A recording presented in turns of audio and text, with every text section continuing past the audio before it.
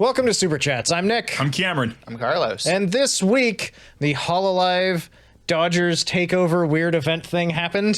Yep. We've got more information about Justice because they're the biggest topic still right now.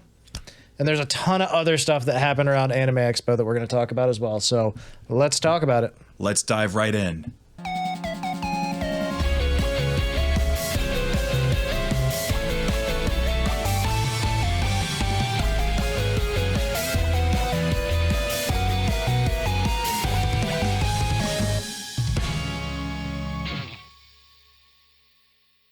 Ladies and gentlemen, you are no longer safe.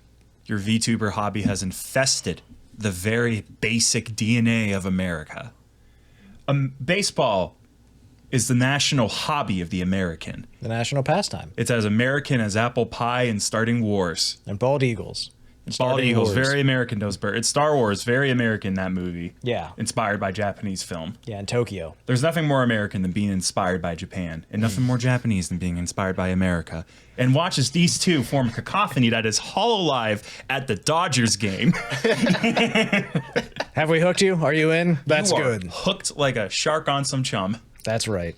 Speaking of Hot hot dogs dogs. and Gura. Gura there at the game with you, rooting them on.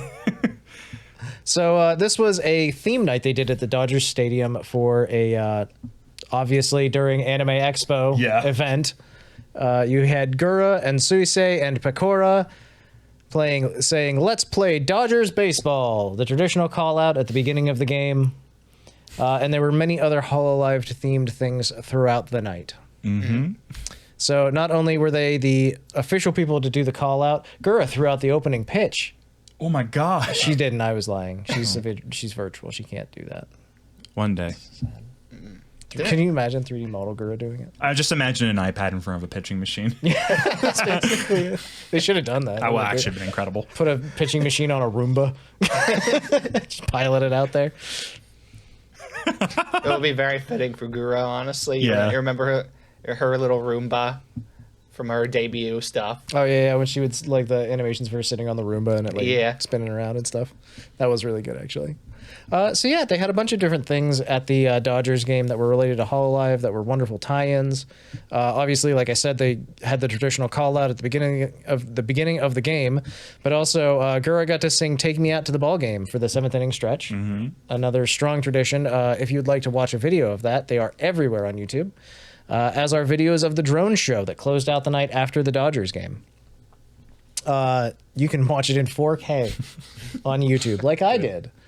It was set to the songs "Stellar Stellar" by Suisei, "Soiree" by Suisei, 3:12 p.m., which is sung by Suisei, and then "Shiny Smiley Story" sung by a bunch of different Hololive members.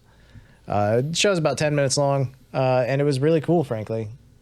It's a really nice drone show. Yeah, honestly, they did like the Hololive logo, the Hololive Night logo and stuff. They did like little designs for each of the girls that were the official like tie-in people for it. So. Yeah. Lots of really cool stuff. Yeah. They also had official like full-size cardboard cutout standees stationed around the stadium for people to take pictures with, which is very cool. There's a bunch of pictures of people like hanging out with the standees, giving them high fives and such. And like all of the stuff that was happening, whenever they make like performances or being say something during it, they was up on the big screen too, so you could see them. Yeah, like, exactly. In the big stadium. These are all like the positive things that are factually like things that happened, right? We had like one big negative moment from the event that I've heard people complain about online, and that was the merch line. It is the longest merch line in Dodger Stadium history. Good. It literally wrapped around the stadium. It was several hours to get merchandise. I would simply not. 40 minutes after the game was over, people were still in line.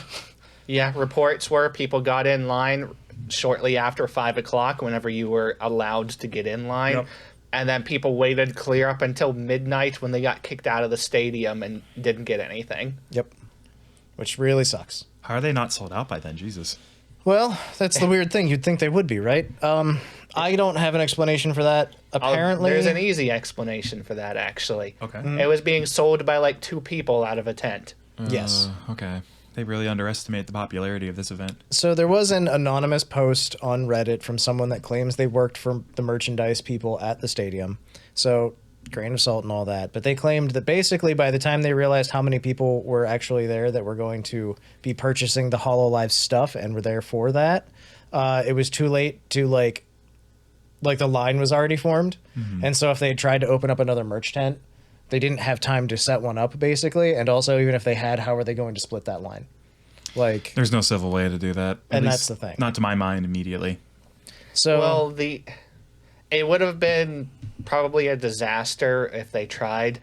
But honestly, they could do it the way that like convention badges are given out, where it's like one big line and whoever's next in line just goes to whatever spot's open. That's realistically the only thing they could have done. The tributary approach, yeah. But it would have been a nightmare trying to get like a new tent set up through the massive crowd of people that was in there. Very, very difficult. If it's only 3 guys doing crowd management and you're trying to pitch a tent and a fucking guy starts breaking the line to line up in front of you, it's all on you to yell, back, get back, no, no. Well, from the looks of things, there basically was no line management. Yeah. So.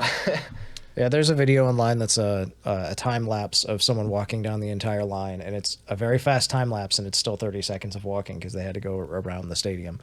That sucks. Hololive, your fans are going to buy your stuff, so be aware of that going forward. Please. We're going to the concert. Again, we're not showing off, but we're very happy about it. That we're going to the concert. You're going to want to have merch for everyone. Everyone will buy it. I am not expecting to get anything at that. I am just going to see the songs.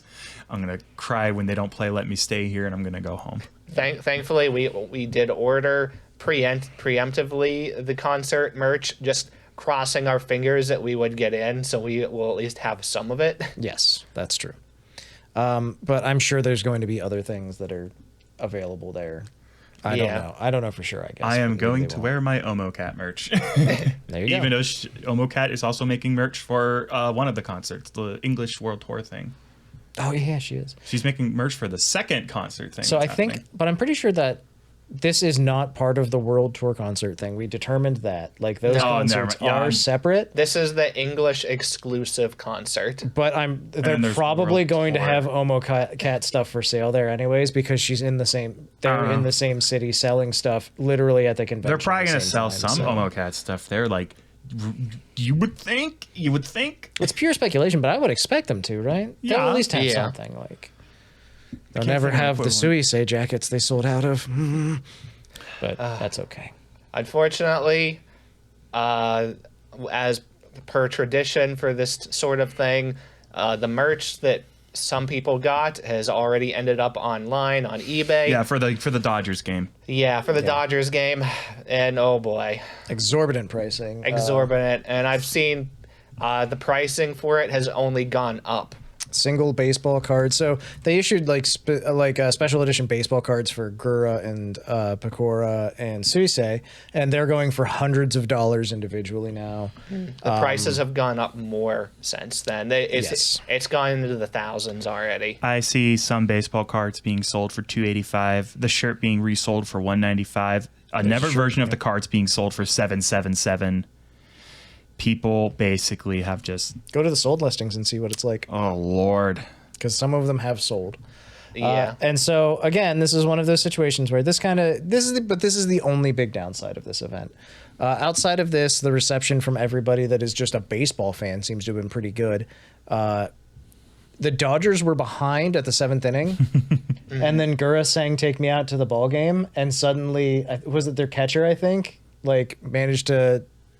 I think he got like 2 or 3 points, and basically like now superstitious Dodgers fans are like, we're keeping the shark. Yeah.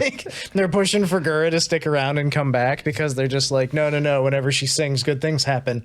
So there was a few people that were being like nasty about the whole thing. There's always going to be a few. The majority of people were either like, this is weird but kind of cool, and then other people, like a lot of people, were just like, the Dodgers games have never been like this exciting before. Dude, yeah, that was my favorite response was the Dodgers fans who were like, guys, everyone is so fucking pumped right now. People are just chanting and yelling and stuff. Everyone's having a great time. What is this? Like, an injection of some young energy. That's the thing is like we've got people there that are there just to cheer for Gura. Like, so there's literally, if you watch the video, there you just see like spots where there's like 10 sets of pen lights and they're just twirling and spinning and going through the air and shit. Like, Idol fans are a different breed. The Dead Poets Society concert I went to had one Idol fan there. He fucking threw his shirt off and just directed the mob pit. Yeah. That was his pit. Well, I mean, that was the thing that we had whenever we went to Anime Boston last year. It wasn't even a concert. It was a fucking panel. Yeah. And there was a guy up front directing all of the Kiara fans, all the KFP, through like what cheers to do when. And I was like, first of all, I need in on that. And I'm in the Discord now, boys. So that's great. We have a side adventure while we're up there before the concert. Just oh, so no. Oh, no. We were hanging out with my people. I guess we're going to have to make some extra plans for that then. Yes. But plans are coming together. Either way. So that's just something that, hey, you want to see us for some reason? They'll give us a high five and say hi.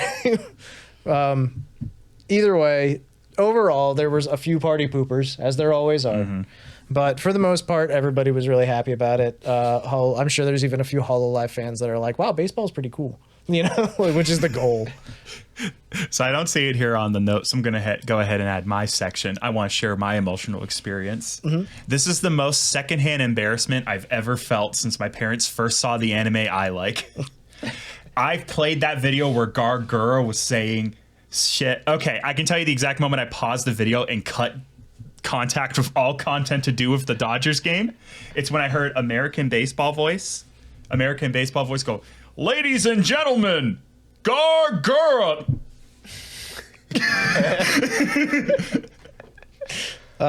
Apparently, yes. a very small bit of it, of like the event, actually managed to slip it into TV too. That's true. Yeah, I know that there were some people that were reporting on it, and there was just Pecora in the back, like the standee was just behind them. Most of it got edited out for TV, but some of it snuck in. CNN voice. Fans of all over have come to see Gura, a famous VTuber from Cover Corporation. We're live on the scene now to learn more. turns off television. I think it was pretty good for the most part. I understand why you're doing the cringe thing, because we all have that reaction sometimes. I'm living vicariously through everyone who can enjoy it. This is when I get into something, I hide it from everyone on the planet until I find one person. Nick is the first person in my entire life I've ever spoken to about VTubers. I want to point out, I remember the moment because Cameron and I we were already coworkers for a while at this point, so I knew Cameron. Backstory. I had met Cameron once before we worked together, and we're not going to discuss that. But the incidents. Yeah. Yes, I went to a movie with some friends. And I look behind me, and there's Cameron, who is also coincidentally at the same movie. I do not remember what movie it was. But I do remember that Cameron was wearing an Ame hoodie. And I was like, Cameron, I really like your hoodie. And Cameron did not know what to say and was like, okay. That kind of sounds like me. He was like, thanks. And then like put the hood up and walked away, kind of like, I think I remember, because I had kicked open the door to Cameron's secret garden. I think I remember my first reaction. I think during that event, I already kind of knew your interests because it was like Nick just came in. I already been working there for like a year at the location we work at. And I'm like, okay, there's a guy here. That's fine. We'll see how he pans out. And then just one day I walked past the booth and I saw like Kiara and I went, oh no. There's another one here. We're gonna have exist words in real life. Yeah, I didn't know that was possible. So yeah, a Dodgers game is making me relive this trauma. That's okay. Take a deep breath, approach it as you can. It'll be fine.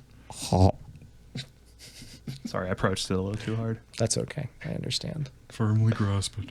So yes, that was Hololive Night at the Dodger Stadium. Though, do you guys have any other thoughts or anything about it? Home run. It was cool. Good job, Gura. You got the Dodgers to win. Yeah. Good job, Gura.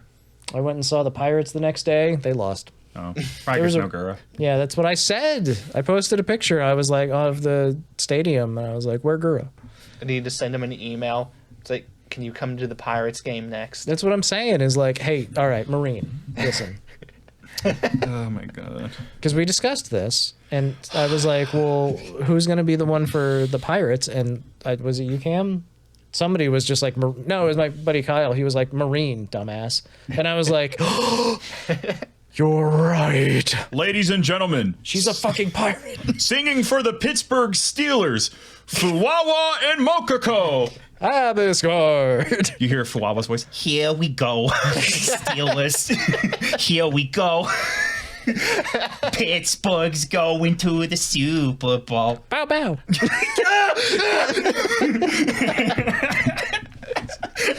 Oh, boy. I mean, to be fair, all right, we don't talk about them anymore because we're all too hurt. But Ninja Sanji has a tie-in with the NBA now, so that's still so random. I don't fucking get it. Random too. I don't want it, but it's there. So like, I think that these things will become more. It's going to keep happening. I would like to take a moment, just sit right there, and I'm going to change the topic. It's not about a town called Bel Air. It is about this nice little neon sign that we have. Look, it has our logo on it. I don't know how well it's showing up on camera. I really should have tested this first. But it's really cool and pretty. And this was made for us by a friend. His name is Fonn. On the Twitter, he goes by at Fuzzy Fonn. Fuzzy _ Fonn. Furry. He's a furry.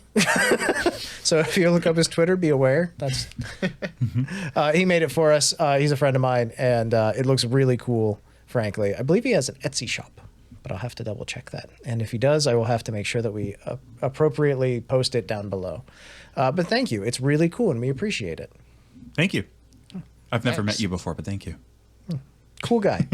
So I just wanted to say that. Good shout out. Indeed. I have to share one quick bit, and then I'll let us move on. I'm sorry, but this is too good of a bit. This is a continuation on the theme of VTubers continuing to invade American media. New episode of CSI or whatever the hell. Like, there was a murder in here, and there's only one person who saw it. Well, what's the problem? We don't know who they really are. Points to the computer screen, shows a VTuber. Dramatic music plays. Listen, I'm a rat. Listen, rat, you need to confess to your real name. Someone died. I have an NDA. And oh god, that sucks so much. Legally speaking, my name is Bay. That's all I have. Thank you. Oh man. All right. Well, we just talked about it for a little bit, so we're going to throw in a quick story about Suisei. She sang "Soiree." This one of the songs that was used during the drone show at NTV's Music Day, and she had background dancers. And her background dancers are one of the most famous idol groups of all time, AKB48. What? And someone pointed out the beauty of this, and the slight irony of this is that Suisei had applied to join several idol groups, and then was basically told, "Nah, we're good." And then she was like, "All right, then I will VTube." And so she became a VTuber instead and became a virtual idol. And now she's got AKB48 backup dancing for her. So everybody that ever told her no, go fuck yourselves. And so many people may be aware of the old Yago meme of him, the interview he did a long time ago where he's like, Hololive is kind of like AKB48. That's what our goal. We strive to be like them. And now... And everyone laughed. Yeah, and everyone laughed. And pointed at Haachama. And now, years later, and we have them working for him. This and the previous story is just Hololive is the mainstream now. It's mildly insane, and I love it a lot. It's kind of wild. Feels like we backed the right horse on this one, boys. It's true. Opens pistachio patiently and eats it. I'm glad you did that patiently. Opens up seconds pistachio a little less patiently. I'll continue on then. Third pistachio quite quickly. Congratulations, Suisei. This is insanely cool, and we are very happy for you. There you go. Yeah, it's really interesting. Yeah. I don't know. It's just another, like... I want to throw back to the Dodgers thing real quick because Shy Lily was posting and like talking on her stream, and she was just like, Hololive is like the best. There's a reason they're the top. She's like, them doing the Hololive Dodgers thing was like a moment for the entire VTubing industry. Yeah, it's a big step forward. They're going to be millions of people now who have seen Hololive that had never seen it before and never would otherwise. You know what I mean? And she's right. She's dead on the money with that. I have no idea what the concept even was. Probably still don't have any idea what it is they saw, but they know a name now. Yeah. Meanwhile, you tune into TV in Japan and it's just like, oh, Suisei's on. Or like, oh, it's Tsunamaki Watame's Jankanpon thing or whatever, you know? Like, I don't know. It's interesting, and I love how well that went for Hololive. God, that's so good. Also, Yago was there. In person, in the stadium. And he was at Anime Expo, like, directly after that, too. He went to the meet and greet again this year. You guys know who Numi is? She's a VTuber. Yeah. She is really funny, and like last year she went to Anime NYC, I think, and she was just like, yeah, we walked into a pizza shop and Yago was there. And she was like, I didn't talk to him because I wouldn't know what to say, and like she was like, I didn't want to bother him, but like he's the reason we're all here. And that's just like, you imagine you go into a fucking Sbarro and there's Yago's just like chowing down on a slice of cheese pizza, and I don't know what I would I would definitely be like, thank you. That's Yago-san, arigatou gozaimasu. That was one of the funny things that happened at the stadium too, where it was reported he apparently was seen at the merch booth. Apparently people saw him walk up, took one look at the line for the merch booth, just kind of shook his head and then left and went into the stadium. Yago angrily pulled out his phone. What's going on, guys? Get me 6 bodies here. This is not a part of my dream. Oh my God. Okay. Let's move on now to our next actual big story, which is that Hololive Justice is now monetized and their collaboration ban has been lifted. They sold out. That's right. Those fucking sellouts. I liked them before they were cool.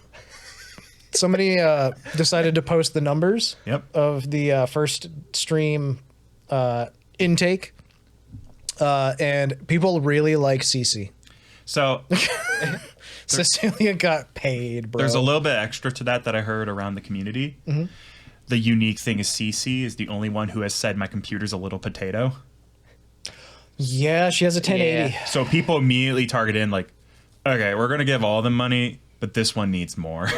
Reora Pantera was just like, yeah, my stream was a little laggy leading up. So a week before the stream, or my debut, I bought a 4090.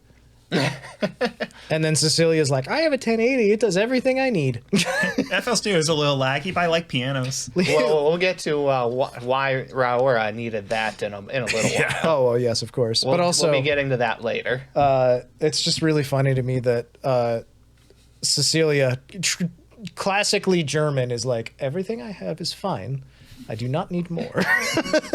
It does the job it needs to do. It is sufficient. Like, just nothing new. I just love that. But yes, let's get into how they were monetized. The traditional collaboration ban I want to talk about real quick, because it was always a month after debut.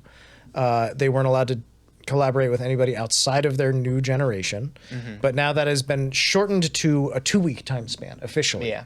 And this is, I think, the first generation we've seen this 2-week time span instead of a month.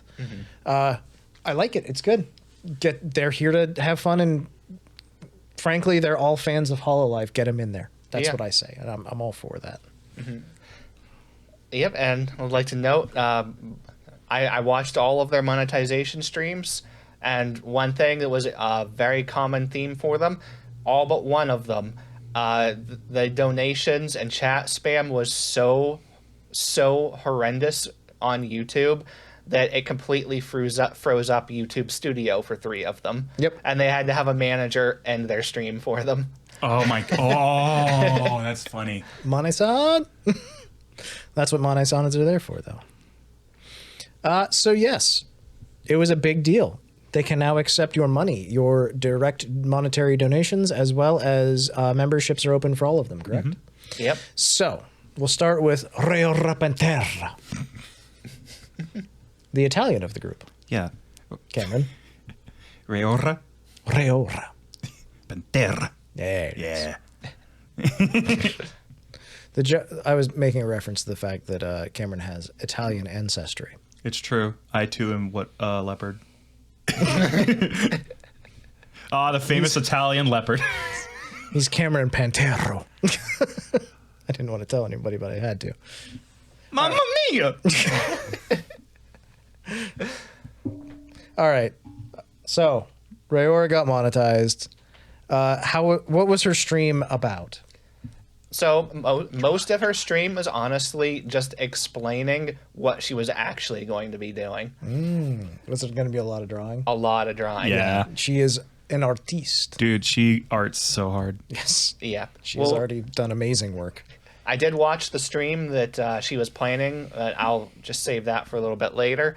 But it was going to be heavy drawing. She was all just setting up for a stream that she was going to be doing later.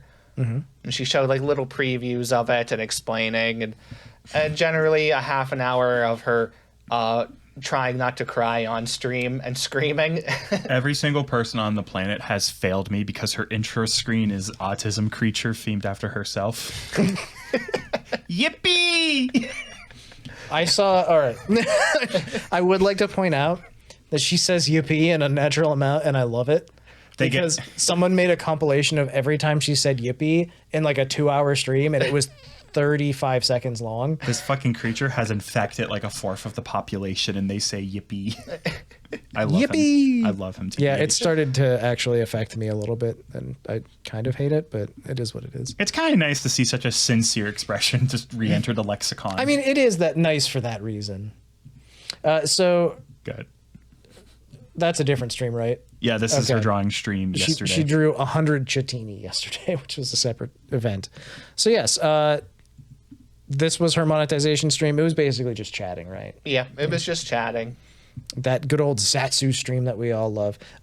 She does that a lot. She's very good at it. She always chats while she streams, she always chats while she draws, and she draws a lot. Mm-hmm. Very skilled artist, incredibly talented as well. Yep, and the drawing that she was doing for this was like, she already had a bunch of like stuff pre-set up, but what she was doing was finishing a little like and coloring a chibi drawing of herself that she was going to be using for part 2 of this. Very good, very cool. So she'll have her own chibi model soon. So there you go. That was Reora's monetization stream. So go give her money now if you feel so inclined. If you don't, I guess then don't. Fine. She don't need it. Any other thoughts on hers? No? Good. Elizabeth Rose Bloodflame. I can't do the laugh. I can't do it either. Yeah, it's why would I embarrass myself? Soz. Which is my favorite word that she uses all the time, and has definitely started to enter my lexicon as well. Soz. What was her monetization stream like? It's karaoke. Hold on, wait. You're telling me she sang? There's no way. Yeah. So if you're not familiar with Elizabeth Rose Bloodflame, first of all, get familiar. Second of all, about 80% of the streams I've seen from her have just been singing. And I'm here for it. It's amazing. She is very flashy, very loud with her singing. She loves expressing herself and taking songs and kind of putting her own spin on them. She loves doing that. Oh, yeah. She loves to, like, big bombastic ups and downs and add a little flair here and there, all that kind of stuff whenever she's singing. It's really good, really entertaining, and I like it a lot. Yeah. She sang Yona Yona Dance, Otona Blue, Stay With Me, Above Below, all kinds of stuff. Oh, yeah, that's right. She sang Bloodhounds. Yep. That's how she kicked it off, because I actually did catch this part. She kicked it off, Bloodhounds, which, if you don't remember or don't know, that was the Holo Armis of the Holo Stars. Mm-hmm. That the newest Stars generation, that was their debut song. It's Gerard T. Rexford, Gold Bullet, Octavio, and Crimson Ruse. Yeah. So there you go. All kinds of good stuff there. I did catch her Bloodhounds. It was astounding, frankly. And I was glad that she made sure to point out, it's like, this was Bloodhound. It was the guy's song. I went to them directly and asked them about it. It's a very good song too. I really like it. Yeah, it is one of those things that like there's nothing to say about it. I guess just good stuff. Yeah. Some things are just straightforward. Yeah. Anything else about Elizabeth Rose Bloodflame? I like her. She's really good. Just in general. She has to buy clothing that resists fire. Indeed. Perhaps it's made of asbestos. That sounds healthy. Asbestos waifu. Asbestos is the bestest. Just like Cecilia Immergreen. Cecilia Immergreen. Yes. She did her monetization as well, obviously. So what was that one like? Hers was a hand cam stream. Yes, it was. She had gloves that matched what her model's hands were supposed to look like. Yes, you could see all the joints. They were really cool looking. I have no idea where she got gloves like that. Like I have a Halloween store or something. I have a sincere feeling that they were handmade by her as well. It could have been. I very, very thoroughly believe that. The bottom of my Kokoro. Yes. Amazing. She did. Everybody who donated during her monetization stream, I believe, got added to her book of donations, right? It was all yellow and red super chats. Gotcha. Yeah, she had a really neat setup. She had like a little mini printer in her room that printed on these tiny little cards, and anybody that donated yellow or red super chats, it was hooked up to her printer. And it would print out a little card with your name on it. And it was... then she had a custom-made assets for this little mascot character. And it would randomly pull assets and build its own unique mascot character and print it on the card with it. Mm-hmm. And for everybody that donated like that, it's got their own card. And she had this little blank booklet that she was... she used a glue stick and was gluing them into her book, which was really neat. I also like that she started off and she was like, the first one didn't print right, so I have to like glue down 2 different pieces, but I'll fix it, don't worry. And then her printer became a meme too somehow. It's because it ran out of paper every 5 minutes and you could hear it running the whole time. I love obnoxious machinery. It's really good. So yeah, I caught just like the early segments of this stream, which I thought was really funny. Yeah, it was really unique. And she was glad that it worked because she said obviously she wasn't monetized before. There was no way to test that the printing thing would even work. So she just went with it and it worked. Whatever happens, happens, man. So it sounds like it more or less worked out though. And generally just a really cool monetization stream, right? It was very unique. Yes, I did like that. She has a habit of doing things uniquely, which is good. I like it a lot, frankly. Her vibes. I'm not going to make like a mention of this during stream moments or anything, but she did get to speak to Kiara in German this past week, which was amazing for now that the ban is lifted, and she could tell Kiara happy birthday. And so they just sat there and talked in German for a minute or two. And mostly what they said was just like, people won't understand what we're saying, but I don't care. This is for us. Yeah, I heard Kiara was very ecstatic to finally have somebody to talk to like that. Yeah, now they can speak Deutsch to each other all day long, which is really nice, actually. It's one of those things where I imagine that getting to speak your actual first language with people when you don't always get to do that is like really nice feeling. Yes, exactly. Good bit. 10 out of 10 bit. 10 out of 10 bit.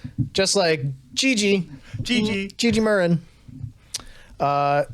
She had a lot of standees. Gigi Murrin. Tell me more, Carlos. It was just kind of random. Stream starts.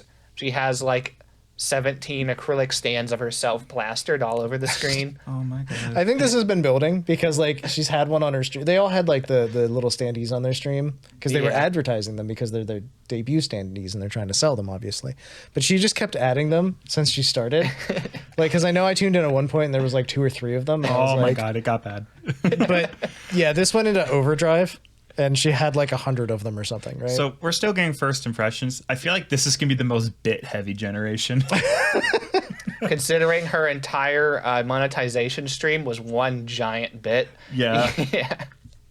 Because so far, her and Cecilia have both created a ton of bits. Elizabeth has a few bits.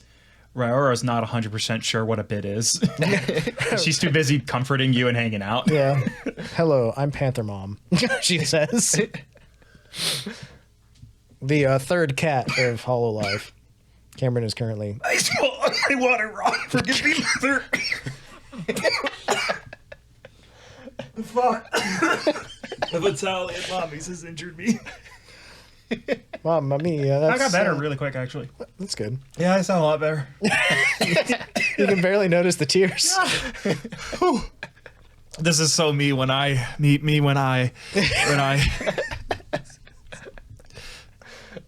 I'm just so glad so many of you subscribed in the previous weeks. It's a great time.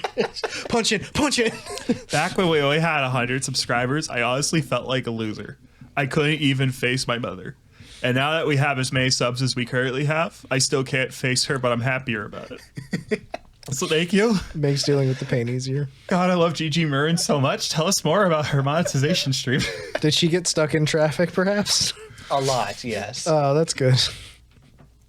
It was one big, long, like 20, 25-minute long skit of her going on you won't call it a date, but that's what it was. Oh, I see. I would never date that thing. Yeah.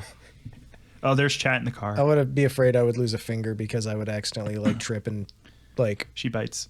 No, like the fans. She has big yeah. like fan blades on her shoulders. Those are scary. Yeah. She did the most memorably obnoxious thing that you could possibly do, though, to the point where she was attempting to take it off screen and chat wouldn't let her. Oh. Every time she got caught in, she switched repeatedly to like a traffic section where she would do just like car karaoke. It's like, oh, we're going to turn the radio on and we're going to sing. And she sung like big Hololive songs. The catch was, it's like, you're stuck in traffic. Chat is the people in the other cars stuck in traffic with you, and you're all honking your horns at her. Chat interaction. I don't know what she had hooked up to it. It was like donations. I guess it was super chats that she had hooked up to it. Yeah, but monetization like, celebration. When she was getting super chats, your name was popping up above like the cars behind her and honking the horn. The horn that was going off was way louder than everything else on the stream. Oh, Gigi might be a fucking genius. That's amazing and infuriating. She said after a few seconds, she managed to turn it down so it wasn't as obnoxious for the viewers, but she couldn't figure out how to turn it down for herself. That is somehow even better. That just makes me think of whenever it wasn't Rin Penrose, it was the other one, and she was like, "Is the music too loud? I'll turn it down," and then didn't turn it down at all. Oh, that was Rin Penrose's April Fools. Yeah. Where she became the femboy thing. Because she gave like 40 minutes of introduction. She's like, by the way, I'm a boy. Okay. Okay. No volumes. Oh, music's too loud. How about now? Turns it up slightly. Hatred. Sounds like big troll energy is basically. When we know she's a gremlin. It's Gigi Murrin. Like that's what she do. She's like the best way I can put it. She's like a very Hololive like controlled gremlin. Yeah. She's not like. She doesn't go quite as wild as a bunch of the indies and like smaller companies do, but she's definitely has the gremlin energy. She's not gonna spit in your eye, but she will spit on your shoe. My shoe could use some spit. Weird. Okay, sure. Just let me out to drown. Go on. Talk about the next piss tuber. Carry on. Okay. Okay. I told you I had a story for the podcast. I didn't tell you what it was. All right. Before we get into that, let's get the fuck away from Hololive. Anything else to say about Gigi Murrin? Oh, it was just a very nice skit. I enjoyed it. Hell yeah. Yeah, she's another one of the... I mean, they're all good eggs. I like them a lot. Seal of approval. Congratulations on the monetization to Hololive and all the ladies, of course. And we look forward to the future of what you're going to be doing next. Drawing a lot, says Rora. Remember, do not make any major purchases until you've settled into your new income level. You should make small incremental changes to your lifestyle to make sure you can maintain. And if the money isn't in your bank account, it's not real. That is, you don't look at the numbers until they hit your bank account, then worry about what to do with it. Yep. Make sure you have a sound investment platform for your future. That's not just for the Hololive VTubers. That's for all of you out there. Yeah. That's advice I don't follow. I bought a camera. I bought a VTube studio. Podcast studio, yeah. Next up, we're going to talk about how there's a new generation of English-speaking VTubers with a very strong focus on esports. That's right. VSPO, who is a very famous Japanese VTubing agency, has now released their first English-speaking branch. In English? In English. Eigo Jozu. Nani? Hi. Domo. And for the record, the VSPO is the third largest VTubing company in Japan. Yes, they are big. Number 3. Yes. So this action actually happened the week before this week. That would be called last week to layman. We should have talked about it then, but it's busy. Lots happening. So we kind of missed it. But there's 3 talents in this generation. And again, they're all focused on esports. First up, we have Remia Aotsuki.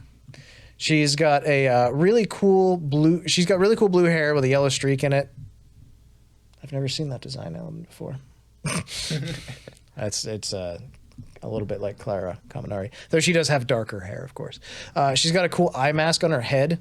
It's got like an X like little emoji face on it. Esports focused. Plays Supermarket Simulator. Yes, we're getting there. Okay. Esport. Okay, you say that, but you ignore the 8 CS:GO streams. That's because I suck. It's focused, not exclusive. That's what I would say to that. I suck so much. Well, I'll see you later then. She would be very disappointed in you then. She's got the dogs out, by the way. She does. She doesn't care. And a cat on her head. Yeah, I like her. She's good. Okay. Honestly, she is. She's got a really cool tech wear jacket that she has. She's got one fishnet on her legs. She's got a short skirt and one sock on the other leg that isn't fishnetted. Mm-hmm. She's got like the more cool, mature vibe to her. Very much so. Yes. She's a bot. She's an aimbot. Oh, that's cute. She has aimbot eyes, so she can switch on her eyes to be like little aim reticles, and it's really cool looking. They look like CS:GO aim reticles, which makes sense, as we'll learn in a moment. She is European. Just Europe's eating good with new VTubers right now. Good job. She is 168 centimeters in height, which is roughly 5'6". She speaks English, Cantonese, and a few bits of other things. She once drank roach juice. It was traditional medicine provided by her grandmother. Okay. I remember the story she told for this. She's like, it was one of those, which is the truth? And this was the one that was the truth. And she said, yeah, I was like sick or something. And that was it. And my grandma was like, oh, we're going to have to get some roach juice for you. And didn't think it was serious. And then they were having tea later in the day and realized that there wher roach bits in the tea. Yep. Which is really good, I imagine. She's like, it doesn't really taste like much. But yes, her red herring for that was that she played 8,000 hours of Counter-Strike, and she was like, guys, I've played way more than 8,000 hours of Counter-Strike. By the way, I did look that up, and that's over 300 days of gameplay. That's like 10 times the amount of time I put into like my longest played Call of Duty. Yes. That's like 6 times the... 8,000 hours is roughly 4 times the amount of time I've put into Destiny, between 1 and 2, probably. It's hard to say. Either way, she is into CS2, believe it or not. She has played Valorant and doesn't really like it, but will play it on stream because that's something to do. She generally just likes FPSs. She also likes sim games, horror games, and rhythm games. So far, since she started her VTubing career here, she's played a lot of CS2. She's also played Platform 8, First Descendant, Supermarket Sim, and Valorant. Mm-hmm. She has streamed 13 times in the last 9 days. Mm-hmm. She's serious about it. She's a contender. She used to be heavily involved in esports as an ex-coach and a very high-ranked CS player. She had, 13 of the like gold. It's like it goes like gold, platinum, and then like contender, and then there's like global elite. Yeah, and she was like, I think she said that she had gotten or like come up against global elite or something at one point. I don't remember exactly, but either way, she's very good at the game. She's played it a lot. She's stratospherical. Yes. Her goals include her own official CS2 skin, a food collab, full VTuber CS competitive team, and appear in CS majors somehow. So that'd be pretty cool. She could, Jesus. And that's not out of the question for this company because they're an esports focused company, and the Japan side has done these types of things.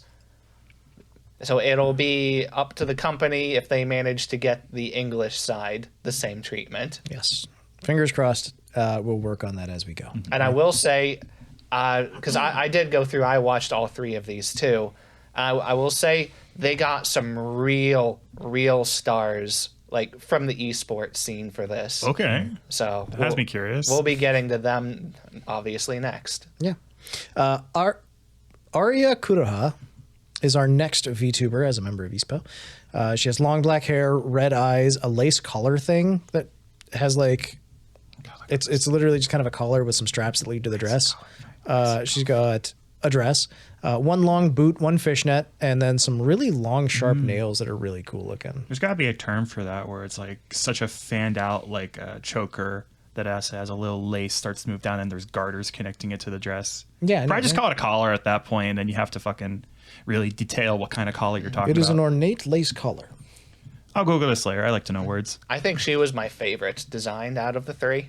I have to see the third, but so far I'm agreeing with Carlos. Yeah, she does have a really good look. I can guarantee the 3rd one is probably not for you. Thank you. Thank you for clarifying. The 3rd one's my favorite. Oh, no. I'll be taken to prison shortly. Oh, fuck. Tell me about the smug puppy named Jojo. She had a little like puppy accessory. She's like, this is my favorite. Also, this is not related to the anime. Please don't compare them. Very specifically called that out. She is 163 centimeters, or roughly 5'4". She speaks English, broken French. She speaks a mystery 3rd language, which she won't tell us until later. She said we'll find out eventually, probably. She had a bunch of secrets that she's like, there's something on my model hidden back here. You'll find out about it later. I have an extra language that I'm not going to reveal. You'll maybe find out later. I don't know what she's got planned, but there's something in there. Is she the one whose Oshi mark is a knife? Yes. Okay, that's what I thought. She's got a knife. Stab wife.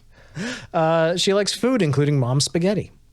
She said her mom's spaghetti is the best spaghetti. Or her favorite spaghetti. I don't know how she said it. She really likes mom's spaghetti. She really likes Vampire Night. She's emo, and she admits it and attributes it to this. She likes Code Geass and Haikyuu. She does not like sports, but she likes Haikyuu a lot. Yes. And she had a story related to Vampire Night. She did. It was hilarious. She had some chat voted things. I think it was the chat decided on somehow. And the chat decided on a couple of different things. And one of them was she had to tell the embarrassing story. And the embarrassing story was when she was 13, huge Vampire Night fan. She decided she wanted to have one of the male Vampire Night anime characters on her birthday cake, shirtless. Not thinking about the fact that she was going to be having a birthday party with all of her family and friends there. Sometimes we don't think, we just desire. And we act on those desires. That's really funny. Oh my god. Back to the video game things. She plays Apex, Valorant, and Overwatch. She has 13. This is the one. I got this conflated with the other girl. She has 13 Apex Masters and has reached Apex Predator once, which is bonkers, nuts, crazy. She's joining VSPO, or joining VSPO has been her goal for a long time, and it's inspired her to improve her gaming a lot. She has goals including play in a tournament, have her own figure, get an Apex Legends skin, collab with her favorite potato chip brand, Vicky's. They do make very good jalapeno chips. And their Subway exclusive flavor, the Chipotle, is really good too. I assume that's Miss Vicky's, but I don't know for sure. I could be way off base. Is it a different Vicky's chips? I don't know. I am not that up with chip Pretty sure it's only brands. Miss Vicky's. Okay. Based on my Googling.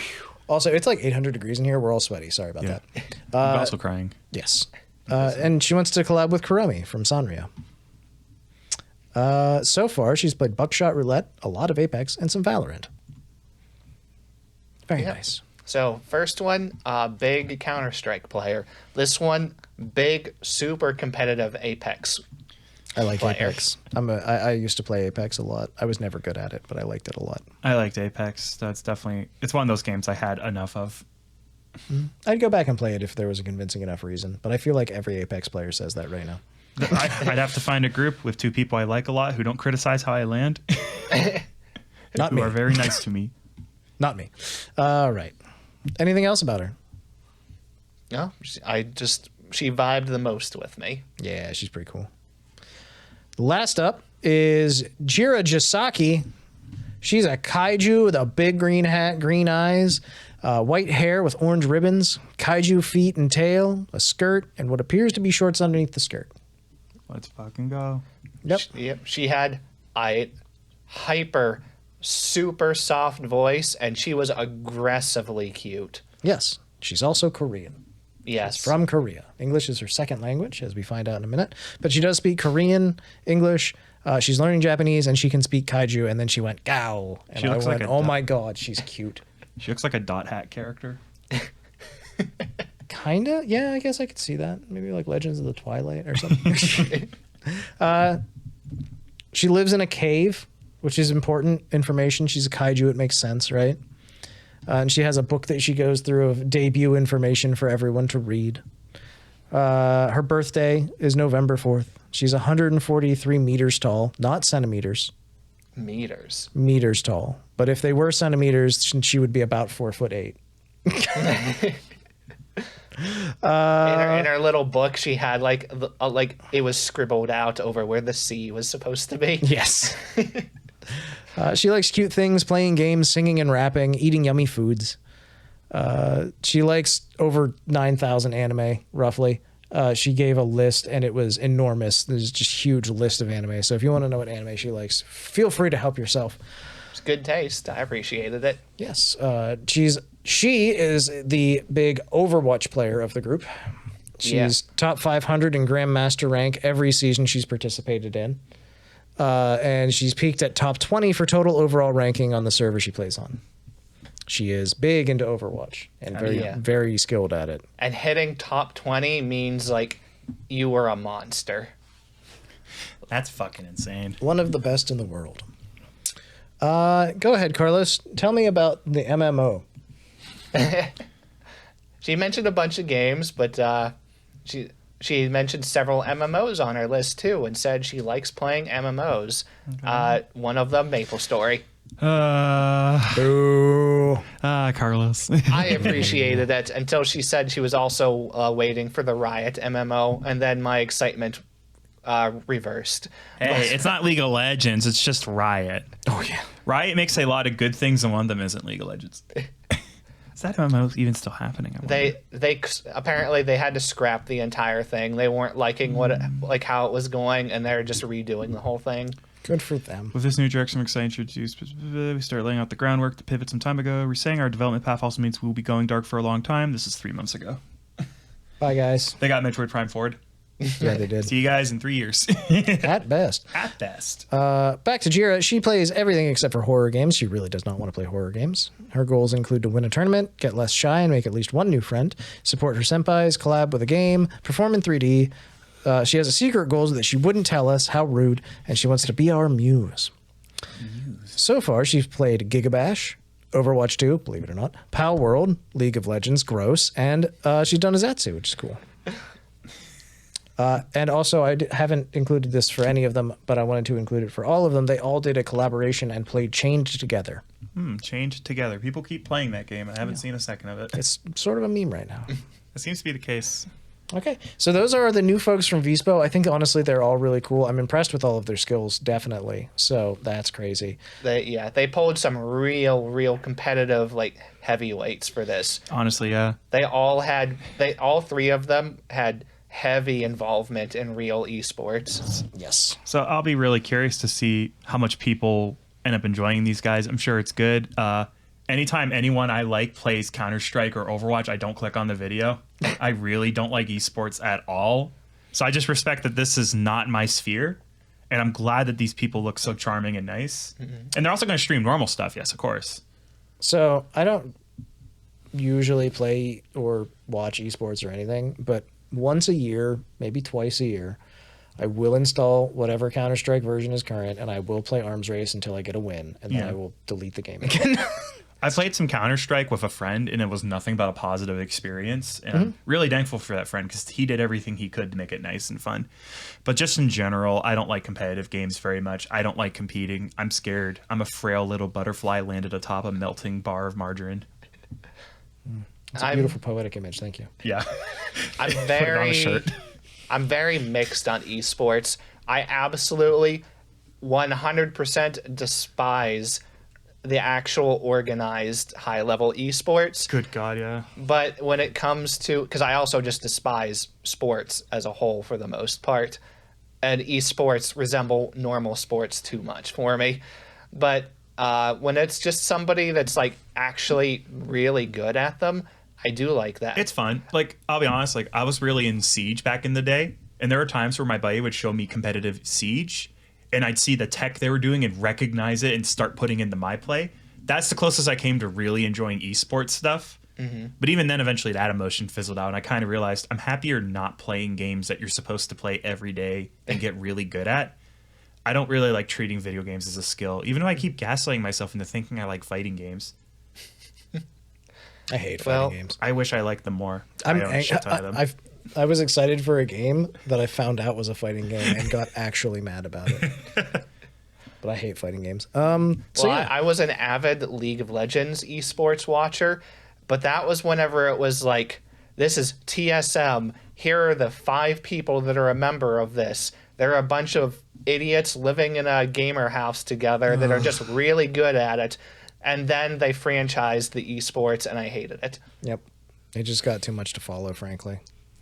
Yeah, it's a little nutty. So, yeah, we're all a little bit trepidatious about esports, but these seem like really nice people, and, you know, we like all the other folks. And they're going to be doing more than just esports stuff, too. So. Yeah, and their personalities. They're here to help you have a good time while playing this game. Exactly. So, overall, really happy they're here. Hope they do great. They already seem to be doing really well, so all the best to them. All right. Welcome aboard. Let's talk about a few other things that we can pick up from Anime Expo. Anime Expo, one of the largest anime convention in America? The largest anime convention in America. The largest America convention. Mudon was there. Mulan? No, Mudon. Oh, Mudon. Yeah. It's not quite big enough for Mulan. He's the guy that edits Trash Taste. Oh my God, the editor of Trash Taste? Yes. You forgot to edit out the bad opinions. Oh, all right, accurate. I've never seen a second of that show. Yeah, it's called Trash Taste. It's supposed to be bad opinions. All right, let's. We're just gonna hit. It's a big list of stuff that's happening or has happened at AX, so we're just gonna roll through it real quick, and then you guys chime in whenever. Okay. A big part of this was honestly because Good Smile had a huge presence there this year. Mm-hmm. A lot of it was me going to Good Smile's Twitter account and highly regretting going and looking at it. Danger, danger, danger, danger. Good job making that Serial Experiments Lane Nedroid for some reason. I hope you understand. I have somebody in my life who's very excited. It's not me. I've seen one episode. It was pretty good. Yeah. They have like a million Oshinoko and Freerin things right now. Well, that's the big stuff. They also had Fuwawa and Mokoko pop-up parade figures announced and Nedroids also announced. They have Hololive Promise Nedroids coming soon of Fauna, Bay, Iris, Koroni, and Mume. Kiara's is still gray. They keep not making Kiara's Nedroid, and they keep being like, guys, we're making it look, and then they have one that's not the right colors. And they're like, it's not right. It's not ready yet. And then Kiara sees it on Twitter and gets angry. It's happened like 8 times now. From what I've seen, they've they appear to have given up on even attempting to do everybody and are just kind of prioritizing the most popular ones down right now. Basically. Because they just completely skipped all the way to Advent. Yeah. Listen, Fuwawa and Mokoko are probably the most marketable members of their branch. Oh my god, they're the Gura of their branch, yeah. Like they even have that more unique crossover potential. Like they have the Japanese audience and the English audience, and they're both just utterly enraptured. And that's just it. Like they're top of the tops right now. I'll wake up for the Shiori Nendroid. I'll be very awake for that. There you go. I'm more of a pop-up parade kind of guy myself. Doki Bird's getting an Android that's coming soon. She is freaking out about that, which is great. She'll also be appearing at events in Malaysia and Korea. Congratulations to Doki Bird for that. That's really cool.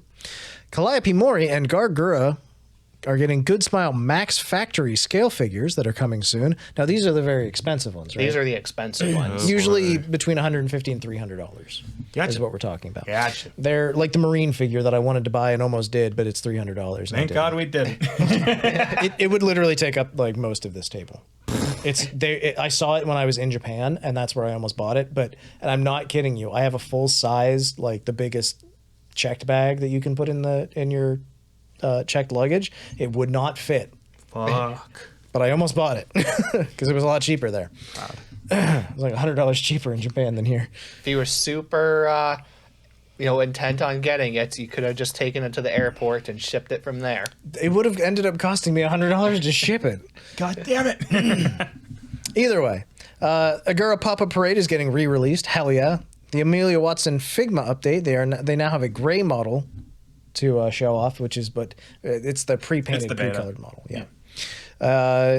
The Iron Mouse Pop-Up Parade figure will be coming soon. Very cool there. I like that one a lot. Hololive had a booth with lots of appearances from Hololive and Holostar's talents, including Nene, Ririka, Haachama, Estelle, Haka, and Octavio. Haachama sang an Eminem song, and by that I mean she rapped. Nice. Yes. I believe the term that Carlos has insisted we use for this is white girl rap. Mm-hmm. I have no idea who else may or may not have been there. That's just from what I saw. Gotcha. Yeah, that's very accurate. I've seen clips of a few of these floating around. V4 Mirai had a booth. They had unofficial 3D model debuts for their newest generation. So it was Alias, Dr. Nova, Rem, and Yumi.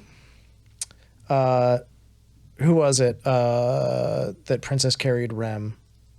It was Serena. Serena. Yeah, Serena Princess carried Rem in a circle, and Rem screamed the whole time. It was excellent. There's a clip of that online for anybody that wants to find that. Apparently, Dr. Nova also got Princess carried. And Oh, really? Was also not very appreciative of it. Oh, I need to see that clip. That's coming up soon. I need to see that clip.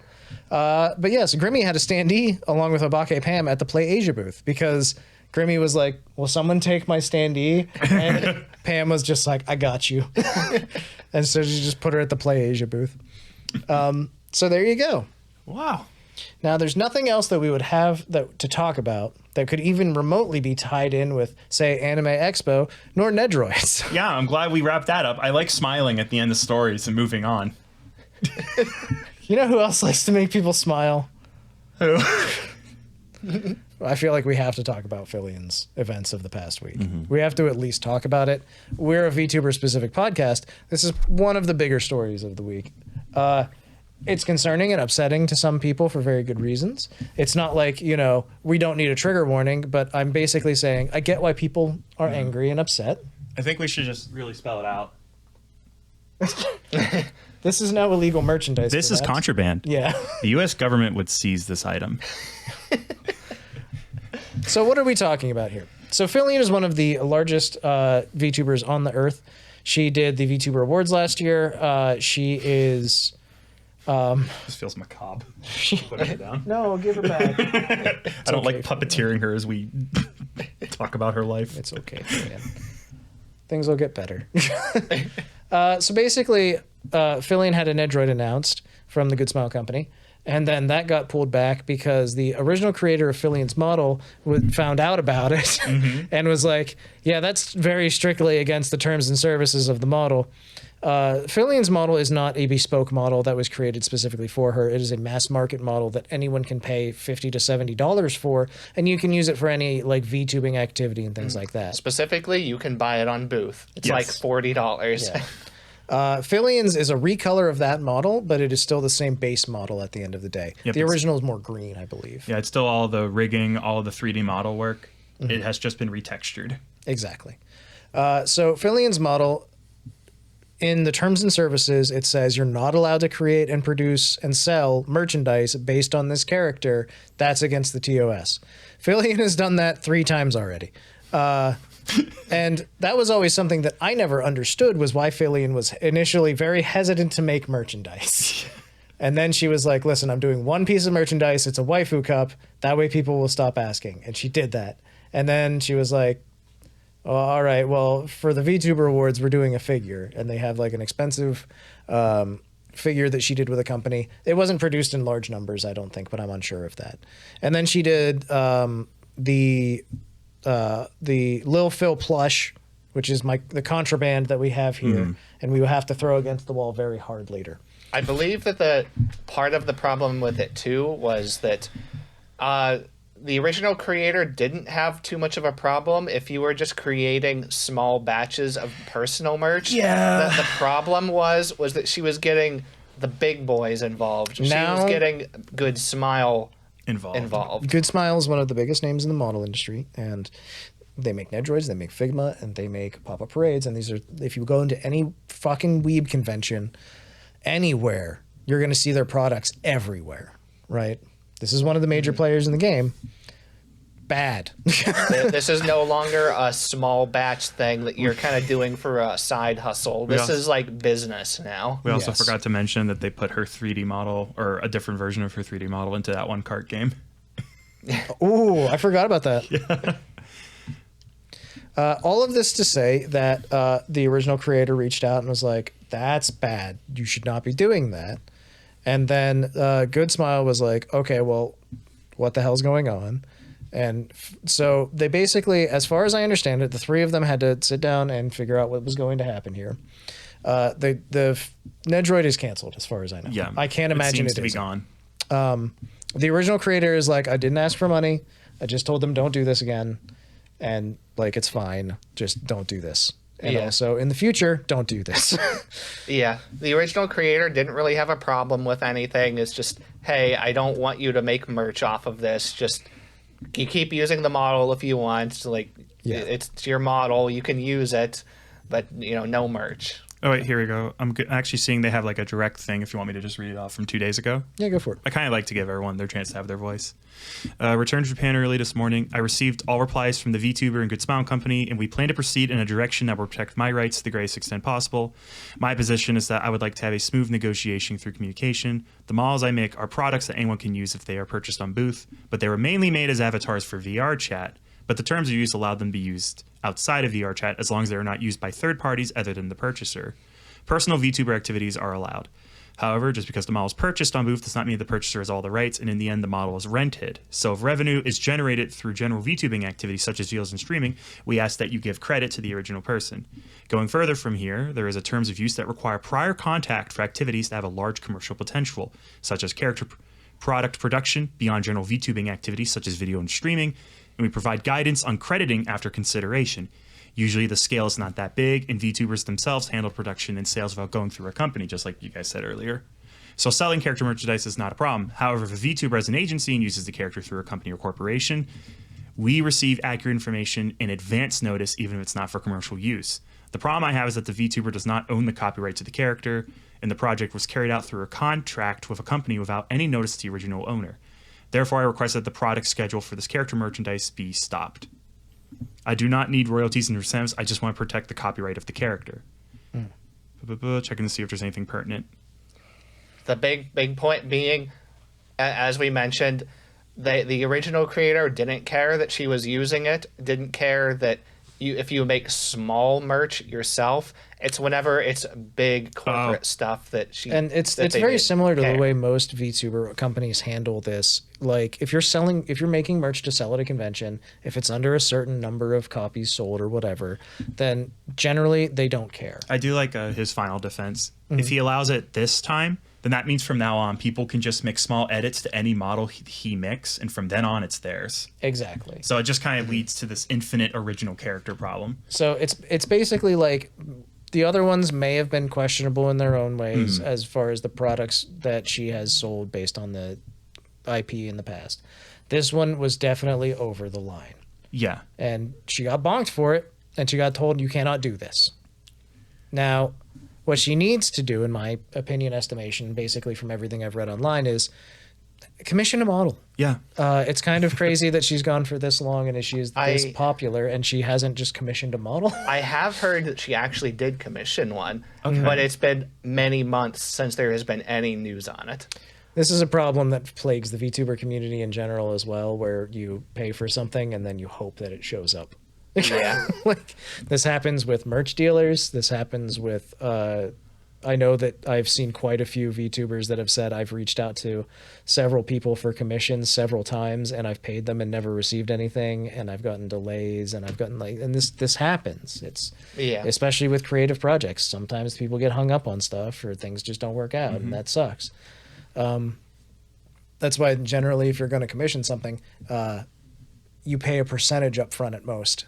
And then when you get the final result, usually it's, stamped or whatever, and then you approve it, and then you pay the full amount, and then you get your product in full. That's usually how it works. With anyone reputable, if anyone is unwilling to accommodate those terms, I would not trust them personally. That is up to you as an individual, of course, if you're commissioning things, though. But yes, if she has commissioned something, because nothing like this is made overnight. If you have a 3D model, it's going to take time. It's going to take effort. Well, apparently from what I saw, this was from a clip that it was like 8-10 months ago that she said something like this. And I mean, I don't know if anything's been said about it since. Well, that's weird. That seems like a canceled project then in my mind. But either way, she needs to get a new model one way or another. There's plenty of very reputable VTuber model mamas and papas out there at this point. Yeah. And so you can find someone. Everyone's very busy right now because VTubing is still gaining in popularity. But still, like, if you've got the money, and with the amount of VR equipment she's broken, she has some kind of money. Yeah. And the fact that she has like 2 million, like she has well over 1 million followers on Twitch, I think. Like, she's one of the most popular VTubers on Earth. Like, she's got money somehow, I'm sure, at this point, right? Yeah. Yeah, at this point, she basically just needs a model. One way or another. She needs a model that's hers. Yeah. And I get not wanting to affect her brand or the image she's known for, but if Nero-sama did it, she can do it. Like, that's the example everyone's been using. But there's been a lot of people that have rebranded, and they're still doing fine and better than ever, in fact. So I think the only example I can think of right away that is an example of an unsuccessful remodeling would be Vesper. There was a lot of outside circumstances there. I know that it's a bad faith example, but it was really funny to me. It was. I did like it. Rest in peace, King. Ripperonis. It's been long enough I can say that. But yeah, that's where I'm at. Is like this sucks. I don't really see the reason. People have been attacking. Oh my Filian goodness. really hard on Twitter about this. When this happened for the first 3 days after this happened, this has been very fast, by the way. Yeah. It's been like less than a week that all this has happened and been resolved. And for the first few days after this happened, Filian has an extremely vocal, extremely toxic group of haters, like on the level of Callie. And they're really, really nasty. And for a few days after this happened, that is all Twitter wanted to show me. It was just same here. These haters spreading it. They spread so much stuff on Twitter. I don't even know what's real anymore because they spread so much hate, and all of it was so unconfirmed or taken out of context. I don't know what they were saying anymore. Look, I got inundated with similar stuff, and I won't lie about it. Most of the stuff that Twitter recommended me was pretty well written stuff that actually did change some of my opinion and informed me more. But then there was a good subset of stuff like Carlos was talking about where it's just like, we want to see Filian get burned away to a crisp. What a terrible person. I'm like, okay, I don't really want to learn this. My least favorite people were the people who are like, we also need to go after her friends. That's my hard line. Is I'm even kind of okay if people critiquing the VTuber for all sorts of bullshit. It's like, okay, fine, that's not my battle. I'm going to clear my brain. It kind of really bugs me, and people are like, she's friends with this person, and this person's also bad. It's like, okay, calm the fuck down. Let's focus on the topic at hand. Yeah.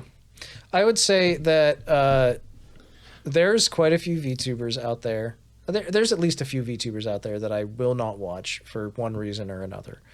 And I've never specifically brought them up on the platform that I have, which is this podcast, because I'm not going to spread hate if I can avoid it. Like, there's a few people that we've talked about where I have disagreements with them, but I'm like, at the end of the day, if I don't like them and I don't watch them, then that's enough. I will just simply not watch them.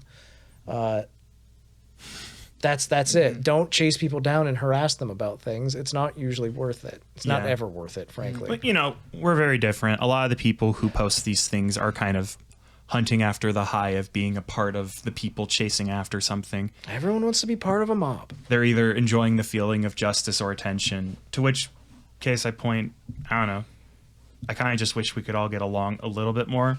I get why like 60% of the people are upset, because it is genuinely a little messed up that she never once emailed the guy who made your model to like try to work something out before you start merchandising. She was definitely in the wrong with that. She's 100% in the wrong. This is pretty clean cut.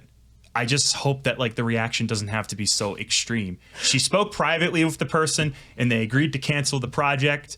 That was an oopsie on her part. I hope she grows from it. You know what? There you go. As long as she does grow, learns, and fixes what was wrong, then we're all good, basically. And my favorite thing that happened with that too was that they, you know, the original creator put their message out yesterday saying, hey, we worked things out. She's not selling merch. Everything's good again. You know, don't worry about it. And it, like literally the second that went out, all of the spam I was getting from all of the haters on Twitter disappeared instantly. Because it's like they had nothing to go on anymore. Everyone got their 3 minutes hate out. Yeah. I mean, I do want to say that, like, I can also see how this could happen. Yeah. Because she, like, whenever you're discussing models and things in the VTuber industry, usually it is a bespoke model that someone paid specifically for. And that's just the terms we use is, I paid for this model, I will use it the way that I, like, however. But it's just weird that it's not the case for her, frankly, because she bought a mass market model like this. Mm-hmm. And so normally when people pay for a model, it's a very expensive, thousands of dollars if you're paying for a high-end VTuber model, because you're also paying to own the rights to it, which was how this was a $40 model, because she doesn't own those rights. That's really the entire dispute, is that instead of owning, she was renting this basically. And if she didn't know that, or never acknowledged it, or never addressed it, then either way, no matter what it is on what level, she fucked up. And that happens. The pricing, she's a person. The pricing also probably has to do with the fact that she bought this long enough ago that VTubing was not what it was. Exactly. Yeah. It was a VR chat model. I think that can I speak for everyone here real quick and just say that at this point we need to take a breath, go and go, she fucked up, but everything seems to have worked its way out, and as long as she improves what she's doing in the future, then things will get better. Is that fair? Yeah. Cameron got an alert. I got an alert. It's asking how I liked my Doki merch. I bought the Doki Bird Crow pack to listen to her go caca, and my watch is just like, hey, you remember this little doink? And I've never been happy. I'm going to point out the fact that, like, earlier on in the podcast, I saw that Cameron had accidentally activated his watch assistant, and so I just while he was talking leaned over and hit the button to cancel it. I noticed that, you saboteur. I just didn't want her to jump in from your watch. Okay, that's all the big news of the week, and we spent a pretty good amount of time talking about that, so we're going to rip through the news bits real quick, and then we're going to move on to the music and all the normal things that we talk about. Is that okay with you guys? Now, just hit me and jump in if you need to. I have a news bit to add real quick that's not on the list because it came out 30 minutes ago. Vshojo is open for auditions. Join now. Yeah! I'll see you soon. As my new VTuber face. Unrelated, I'm leaving Super Chats for no reason at all. Dark Mask, but it's spelled D-A-R-Q. My favorite anime is Made in Abyss in the Deer anime. You never understood me, mother. All right. I got something to add on to that, though. That's really cool, though. Are you talking regular Vshojo auditions? Because they also opened JP auditions. Oh, I only saw regular. Maybe everything's open. Maybe the world's on fire. Oh, my God. We need a new manager. It's time. Hi, my name's not Steve Bloom. I'm trying to think of a Japanese VTuber that isn't signed to anyone that I know of. Call up Leona. Leona Shishigami or Shinigami. That one. She's a lion. She sings good. Look her up. All right. We're going to start off with Shukunoko Noko Noko Koshitan-tan. My dear friend. It is written by Kanata's mama. That was weird to learn. Kanata from Hololive. Her artist is the creator of the original manga for my dear friend Nodoka or whatever. Wow, brain rot. Amazing, wonderful. I'm here for it. It's fantastic. Iori from Phase Connect, where I conflated momentarily ago, did a 1 hour endurance stream of singing the song on repeat. Carlos, is that what you showed me? Yes. She needs a metronome. Very badly. And you need a metric ton of shut the front door. It's time to talk about Haachama. Haachama. Yeah. New outfit. She's got a new outfit. She looks like a cool waitress from a burger joint. It is Burger Chama. Yes. Yeah. Burg Chama. The boobs are fucking out on this one. Yes. There's actually there's 2 versions of that. There's one that's just like a regular normal like waitress top, and then there's that version. You can have your burger with or without cleavage, is what he's saying. Buns with extra buns. You can have it your way. It's a polka dot dress that's short and shows off the tummy either way. A polka dot top, sometimes with cleavage, sometimes without. She's got braided twin tails. She's got a giant burger on her head, which is really cute and has a buoy pig theme to it. Much like the Pig Cafe in California right now. And my favorite was when they were doing the little previews that the guesses that the artist did for it, and all the artists were just like, oh, it's the pig hat, like just a cute little pig hat, and then the actual debut, and it's like burger. Big fan of burger, big fan of Haachama. So yeah, it looks like she's a waitress. It's really cool, really cutely themed. It looks nice. Any other thoughts on Haachama's new outfit? No thoughts about Haachama. Head empty, Haachama, yes. Nice. It's also been a long time since she's had a new outfit. Yeah, it has been, hasn't it? How do you think about it? Haachama. We're scared to give her one. Can't give Haachama anything nowadays. Sad news here. Roboco had another ambulance trip. She was taken to the hospital, but she is back and she's streaming again already. I guess she is basically fine, which is good to hear. That is good. Unfortunate that she had to have another trip like this. She's been battling with health stuff for a while recently, but she has been on an upswing. This seems like she had a scare here, but is doing well again, which is good. Yeah, she was gone for seemed like a few days at most, and she seems to be back and streaming like normal again. Well, that's good. Glad to hear that she's back and okay. Idol Corp America, and by that I mean Idol Corp is in America. They're having an Idol trip in America, and we're going to have off collabs. We're going to have updates. There's a lot of stuff that's happening soon. More unfortunate news here. Roca broke something in her leg. She tweeted out that she was in one of the big footcast things, and she was like, "Curse my fragile bones," basically, is more or less what I heard. Her tweet, paraphrasing, was, "I'm getting the full America experience. I'm trying their healthcare right now." Yeah, I saw that. Yeah, I'm so sorry for what you're about to pay. I really hope you have some sort of travel insurance. Yeah. Also, Shabel Tonya had a traumatic experience when she was in LA. She was at Anime Expo, I think, but I'm not sure. Either way, she was in LA. She had her phone stolen for a while. They did manage to recover it. She has it back, and that's good. I saw that. Fucking yikes. Yeah, that's rough. Yeah. Very rough. I wonder if it was her personal phone or her work phone. Or if they even have work phones for Idol. I imagine they do, but it is hard to say. It's pretty common if you're a part of like a corporation or company, you're going to have a work phone. Yeah. Rin Penrose has returned from her short break, which is good. Hello, this is the thing Cameron at it. Rin Penrose has been gone for a little bit because her computer exploded, I think. And then something else happened. If you wish to learn more, she has done an interpretive dance to cover the incidents. That's good. The real answer is that on top of her computer getting borked and various other issues, as soon as she got ready to stream again, they decided, the construction company, or what she refers to as the men, they came to her home and decided to rip out her driveway to repair it for the course of weeks. And it was really hot, so they had to keep the doors open. She gave us an emulation of what it would have been like if she streamed during the time, where she rebuilt her driveway in Minecraft with jackhammers at maximum volume. Makes sense. As she screamed and explained how insane it was and how she couldn't even sleep. So she literally just couldn't stream because they just wouldn't stop doing fucking construction. Well, I'm glad that's sorted now. And I'm glad she's back. She has a computer again. The men have departed. I have, weirdly, this has sparked 2 updates from me. Kilia is currently on vacation. She had a fire recently, and then she had to rebuild the shed. And then she was like, well, we had a family vacation planned for a long time, and I frankly need it. And I was like, yeah, you frankly need it. So Pull up a throne for that one too, Queen. Yeah, whatever you need. So she has gone on vacation. She will be back. She's been gone for a few days now. She'll be back before too long. Take as long as you need, obviously. And we can't wait to get her back, obviously. And then I have a second one that I was going to bring up, and I completely blanked on it. It is Mozumi Peachy. Mozumu Peachy! Yes, Mozumi Peachy, the maned wolf of Videre. Hey, it's Mozumu Peachy! Yeah, it's exactly what she sounds like. She sounds like Chucky. She does. She sounds like Chucky from Rugrats. She is moving. So she hasn't been streaming a lot recently. She's been living with her sister, and basically she can only stream during certain times, and so it's been very difficult for her recently because her sister's been home a lot.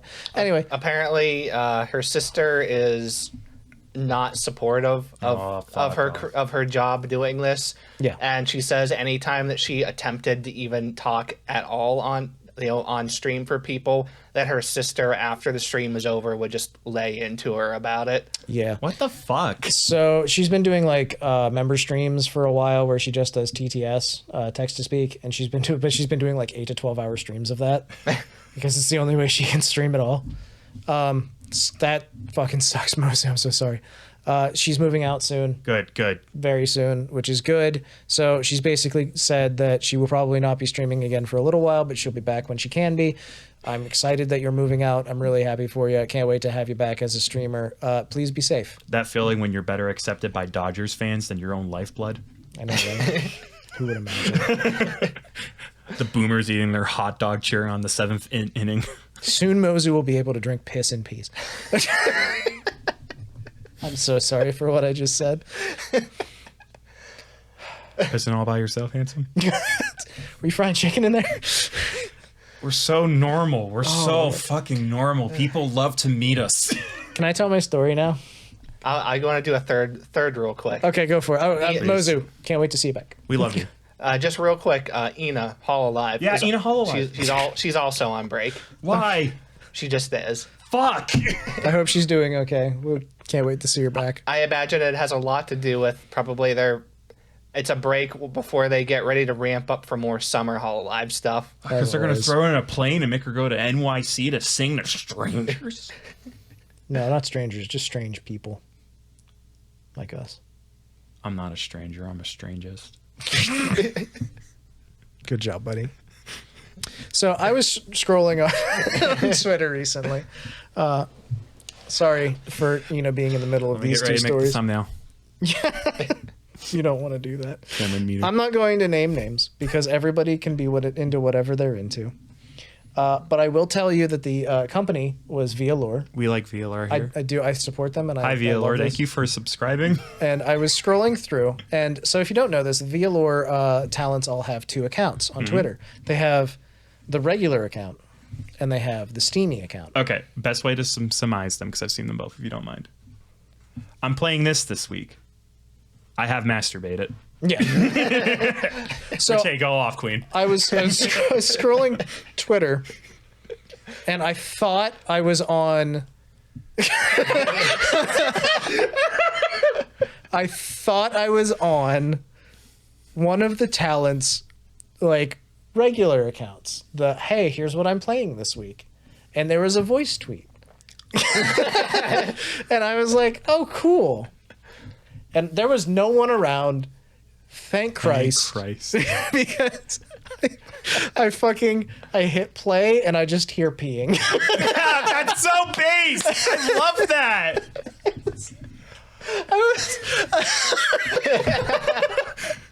I was so fucking just instantly like, what? Just so confused. I don't know why my reaction's so positive. I'm just thinking, like, I don't have the confidence to record my piss. And then she was like, as long as she doesn't drink I don't it, even remember what she, like, I listened to the whole thing because at that point I'm invested. And frankly, it wasn't that long of a piss. No. It's like a charge rifle. Oh my god. I waited until this long into the podcast to tell the story for a reason. You know, I think I remember seeing that, honestly. And at the end, she was like, I don't even remember what she said. If she said she hated her, if it was embarrassing. But my brain was fucking blank at this point. But I was just so shocked to click a fucking voice tweet and hear pee. It's just like, what the fuck happened? Content. I got it. Oh my god. It was very good, like very funny. I'm not gonna say good. It was very funny. I have another weird one to add to that. Okay, I'm in for it. I don't know if it's better or worse, but welcome to the oversharing corner. Stronny did something the other day too. Oh. I'm guessing on the 18 plus account. I don't even remember which it was. It wasn't technically that bad, but I'll let you decide, I guess. Oh, go on. Let's go. It was a real feat. Okay, dogs are out. People have decided, or I forget how the story went. I think it was she thought she had kind of sweaty feet. I know where this is going. Are you sure? I'm 100%. Keep going. Go. Let's go. Put it up next to a microphone on camera. Pop rocks. Confirm this. That's how you confirm they perspire. Is this a thing? For her, yes. She has sweaty feet. Confirmed by this candy. I bet there's someone who fucking commented like, God, I want to lick those candies off so bad. I think that's the point. Oh, kink stuff. Go off, king and or queen. And or monarch. I don't know. I didn't get that far in the candy shop anime. All right. Takashi Kashi. I guess at the end of the day, VLOR, they're definitely, they have their own brand of content. It is highly amusing. I respect it so much. It's so good. Like I just love that I love that this is what they do. It fucking cracks me up. Seriously. Like, here's the thing. Is like realistically, if you want to hear somebody pee and that's your fetish, go for it. I don't really care. That's awesome. Don't if you hurt want to anyone. lick candy off of a foot, then Bijou's got you covered. I mean, sorry. Stronny's got you covered. That's a weird Freudian slip. There's a lot of pictures on the internet nowadays. Point being, I'm not here I'm laughing about this because I was shocked. I didn't know how to respond to fucking just like these things happening. I get a whole different kind of enjoyment out of this that's not the intended purpose. Yeah, and like, again. I think at the same time she knows. Bro, if it gets you going, fuck yeah, go for it. Like, that's what they're doing this for. Subscribe and give them some money for your... Listen, it's supposed to be a little insane, a little strange. It's supposed to tickle your bones and go, that's really weird and that's kind of funny. But then there's some people where it does something else, and you know what? Go on, king, slay. I'm not gonna yuck your yum. Different strokes for different folks. Fucking wink, rock wink, on. nudge, nudge. If you're popping off, open your wallet. There you go. Anything else we want to talk about before I think that's how we should start the podcast from now on. If you're popping off, open your wallet. Welcome to Super Chats. If you're popping off. If you pop the baloney in space, it's going to damage the instruments.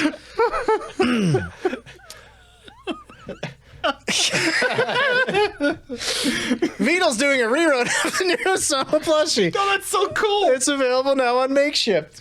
There's nothing weird or wrong about this one, thank God. Nope, it's been like 24 hours as of the recording since this went live, and it's like 3,000% funded already. Already funded. You want a Nero-sama plush? So do I. Let's go buy some. She looks like such a scrungus. She is a scrungus. Is it the evil Nero? I don't know. I just clicked on the one in the description notes. Okay. Don't give me... there's also some other really cool makeshift ones. Skelter. Grimmy's doing a Skelter cat, the normal cat Skelter makeshift right now. And then, oh shoot, who's the other one? We mentioned before. Miori Celesta. So there's a lot of cool makeshift stuff going on right now if you like VTubers. If you like VTubers, watch on. You got this far. This is a quick story about me and Carlos and what we do when you're not watching, internet. We watched anime. We watched the new anime about VTubers. It's the one where the VTuber main character leaves the microphone on and becomes famous overnight. I haven't watched it yet. I tried. I'm sorry. It's literally the title of the anime. Yes. Light spoilers, I guess, perhaps, but I don't think there are actually any in here. Just some neat things that I thought we would point out real quick. It follows the character Awayuki Kokorone, who started VTubing 3 months earlier in the anime. Her stream doesn't end when she thinks it does, and boom, Stardom. You can watch the show for details. It's available on Crunchyroll and probably a few other places. She's voiced by Ayane Sakura-san, and she did a cover. There's a cover of Stellar Stellar as performed by Awayuki Kokorone, the character, as voiced by Ayane Sakura. So that is on YouTube on the, I think it's called Live On YouTube channel. It's a full cover of Stellar Stellar. It's really well done. Good job. So there's actual tie-ins with real life VTubing things, of course. In the credits of the show, they do credit OBS and Live 2D and more. They have actual Live 2D models in the show and stuff. It's really cool. And they have like an OBS layout that they show you and things like that. It's actually really neat. There's some really cool little details in there, but we're not going to get too far into it until people have had a few weeks to, watch it and have the options on it. All we'll really say is that compared to the past VTuber anime that they've done, this one has a lot of spirit and a lot of genuine effort done in it. It's very true. Apparently, there are cameos to real Japanese VTubers. Like, you can see their real names of real VTubers in there at some point too. I thoroughly believe that. This seems like a labor of love kind of thing. Yeah. Like they're actually doing really well with it. The show itself is really funny and entertaining too. It's off the wall, fairly irreverent. It's just really good overall. I really do like it. Is it the best anime I've ever seen? No. Of course it's not Ghost Stories. But from episode 1. Pulls name out of hat. Yeah. Let's roll with that. Do you have a favorite anime of all time you can pull out of your hat right now? Bo. Okay, I should have expected that one. Carlos, do you? Bakemonogatari. Yeah, I knew it was going to be Monogatari. Of course it was. I don't know. Freak. Probably Evangelion. Maybe Cowboy Bebop. I'm an old man. Tenchi Muyo. Fuck it. That's what. Watch time, it's Man Abyss. Vibes, it's probably Keep Your Hands Off Isaacin. Fair enough. I'd have to think about other stuff. If the One Piece anime wasn't dog shit up to this point, it'd be a lot easier. Unfortunately, would you like more of our anime opinions? Tell us to start an anime podcast, and we'll probably fucking do it. We're very smart. I can't record any other content on this planet. I believe in you. I'm so tired. Through the power of friendship. Upcoming events. Koyori from Hololive has a new outfit coming out on July 14th. Look forward to that. Koyori is a very hard-working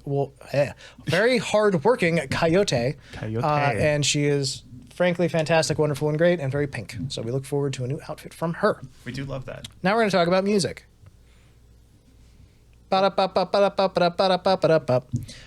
Originals. Flare of Hololive JP has a new original song and music video. It's called Scrap and Build. Shiranai Construction. Her full name is Flare Shiranai. She has the Shiranai Construction Company in Minecraft. It includes Flare, Polka Miko, Suisei, and Noel. And there's a cute poppy song that you can listen to now. Carlos, thoughts? Yeah, it was just a nice, cute little animated video. And there you go. It features all the folks and that we just listed off, and it's got really cute animation to it. Looks good. Yep, it was kind of the colored pencil drawing type animation. Very nice. I do like it. It's very cute. Covers. That's the only original song we've got this week, by the way. Risu of Hololive Indonesia has covered Rabbit Hole by Dicko27. This song is everywhere. I have watched this one. Wow. Love, blah, blah, blah, blah, blah. I was impressed that they went through the effort to redo the music video. Because this is not the original music video. This is a fan music video made by an animator that kind of helped catch on the mimetic quality. Yes, it did a very good job. It's a vertical video as well. Thoughts? It's weird. She's a great singer. There you go. And a fun little fact about this, I saw it in the title of it, and it's like, what could this be? There's a members only version of this. Yes, there is. What else are you doing? Yes, there is. And has anyone investigated this? I have not. I probably should. I really like her a lot. I'm curious enough that I was definitely considering paying the $5 to see what the members only version of this was.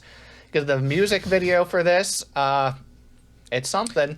If you're going to do what I think you're going to do, I want you to be aware that we can't tell people what the members version is. I know this. I know this. We can react. I know this. But we can't tell people. I avoid talking about the members content I see on purpose. Okay. First of all, you deserve it. Thank you, Risu. Yeah, Risu's fantastic. She's worth $5 a month easily. You are so fucking awesome. I will We'll get back to you. I think this is just her announcing it. I don't know. Okay, go on. I'll let you know. Shiori has covered Zero Talking. Yeah, let's fucking go. Oh, I watched it. It was great. Harumaki Gohan. Yeah, it's very fantastic. The art's gorgeous. It is astoundingly good. Black and white colored Shiori, as is tradition, but also up to this time around. It's originally a Vocaloid song, so they kind of like electro messed with her voice, sort of, it sounds like. It sounds really cool, though. Yeah. So I really liked it. Thoughts? It was, I don't know. She's got like a really unique voice when they do songs like this. Yeah, really. This one definitely suited her voice type. It feels like it's tricky to pick good songs for Shiori because she has a really weird voice. I say that with love. Oh, parentheses affectionate. Yeah, exactly. Like, And oddly enough, it matches Vocaloid music. that's fair. At least the moody Vocaloid music. Yeah. Very true. 5 out of 7. Great. Ina has covered Sweet Magic by Junkie. This is a really cute video. I did love this video. A lot of really good artwork in this. Not fully animated, but lots of good PNGs, basically. This literally released like smack dab in the middle of her break. There you go. Yeah, it's her in her cookery outfit, I would say. Like sort of maid style cook outfit. Surrounded with lots of food. Of course, as she should be. One thing I'll mention with it too, it was throughout the video, they had this little like chibi pouting Ina, and I'm like, that is 100% you have to sell merch of that. Yeah, it is really cute. That would be like a best-selling merch if they did that. 100%. You know, her with the big puffed up cheeks and everything. Yeah. All pouty. Noella's covered, I'm going to try this, Buddha Sandar by Yukopi. It's another one of those cute videos with yellow background. Yeah. Like hair pushed back and everything, because that's what Yukopi does. It's really cute. It's a nice cover. There's not a ton to say about it. It's really good. Noelle has a really pretty singing voice. So there's that. But I think that's kind of it for this one. It's a good song. I liked it. Thoughts? Anything? Nope, no thoughts. Cameron's doing fucking CSI analysis on these videos. Mia has covered Goddish. I was introduced to this song in particular by Narissa Ravencroft when she did an English cover of it. But this is Mio's version. Mio, again, back from having a appendix explosion. Pancreas explosion that she had. Pancreatitis, I believe. She's now safe and back out of the hospital and streaming again, and she has put out this cover of Goddish. It's a really good cover. She sings very well. I like it. It's good stuff. Yeah. It's a very good song. Yes, fantastic. Subaru did a cover of In Case You're Going to Jump. It's a J-Rock song. She has a mostly fully animated music video for this. You should read the lyrics for this song. Oh no, a Japanese song I need to read the lyrics for? Yeah, it's... You mean we have to read the lyrics for a song titled In Case You're Going to Jump? Yeah. I like the way that it's written. I think it's really neat because literally the lyrics are... It's a J-Rock song, but also like the lyrics are, hey, if you're going to jump, I'm not going to tell you not to, but I am going to jump with you. Aw. And then like it goes on for a little bit and they're like, oh, but wait, like that new show's coming on tonight. We should check that out. There's a reason to not. Yeah, exactly. And so it just goes through and they're like, no, I'm with you, but like that new Vocaloid song just came out. We got to go check that out, right? And so it just keeps like redirecting. I don't know. Yeah. It's a really good song and I loved it a lot, frankly. And a really, really good cover. I love the animation for this too. Yeah, it's so good. It had a lot of like traditional, like almost like it was a real, rock artist performing, just like redrawn with her. Yeah, exactly. Like she's got a microphone, she's jumping up and down and stuff. Like it was really good. So I really love this. I recommend checking this one out. Nene covered Fake Meme by Pinocchio P. It's a Vocaloid song and it's got a cool puppet video. It's a Pinocchio P J-pop Vocaloid song. I don't know what else you want from me. So apt. That's what I got for you. Check it out. It's good stuff. It's Nene. She sing good. And then this is one of my favorite things of the week. Nasa from Phase Connect. Everyone else we've talked about has been from Hololive so far. Nasa is from Phase Connect, and she did a cover of How by Deca 27. This is a Deca 27 song that came out 3 weeks ago. It's a Vocaloid song. It's a Miku song, It's Chinese themed, and it's got a lot of funky bass. It's really good stuff. I really like this song in general, and I really love Nasa's cover of it. I think it's wonderful. Thoughts on this one? She's got of course, if you've watched any of her at all, you know she has a very soft, sweet voice. It's very cute. Obviously, it comes out in her singing, too. There you go. I recommend it. Check it out.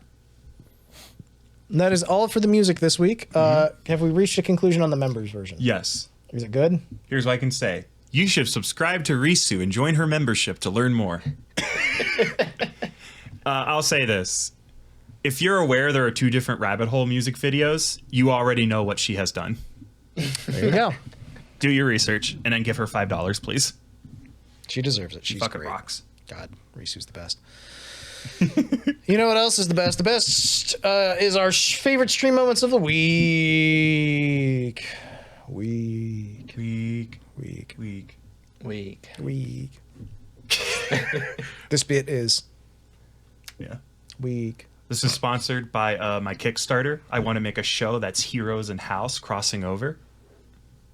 How's Heroes? So you're some kind of superhero?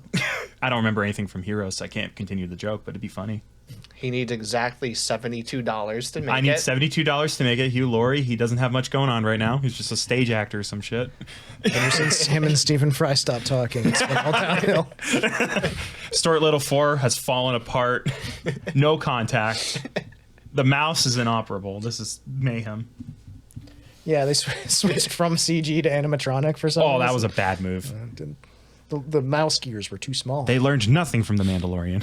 Hololive English has done a crab game. I saw some crab game. It was the first official Justice collab. Insane. Yeah. Yes. The first official Justice, yes, with other people.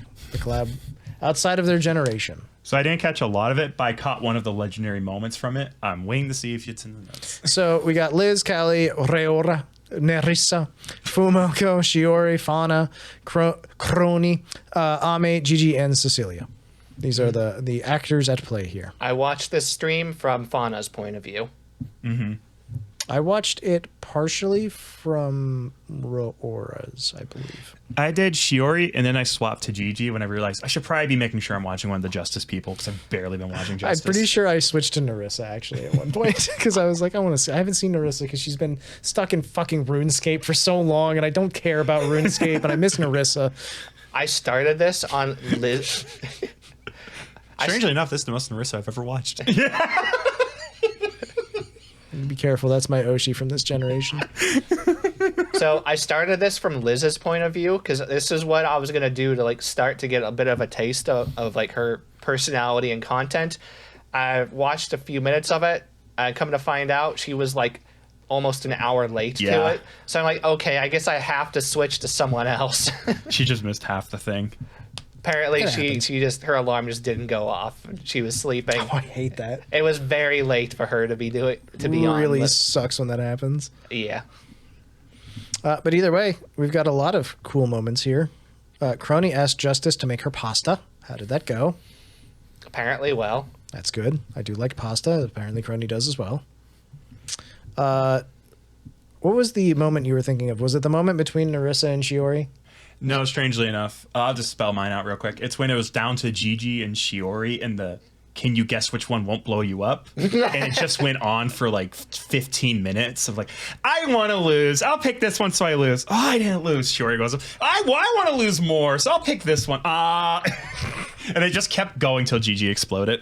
It was the one where you have to press the switch and hope you don't pick the one that blows you up. They went like 7 rounds before somebody blew up. It was fucking insane.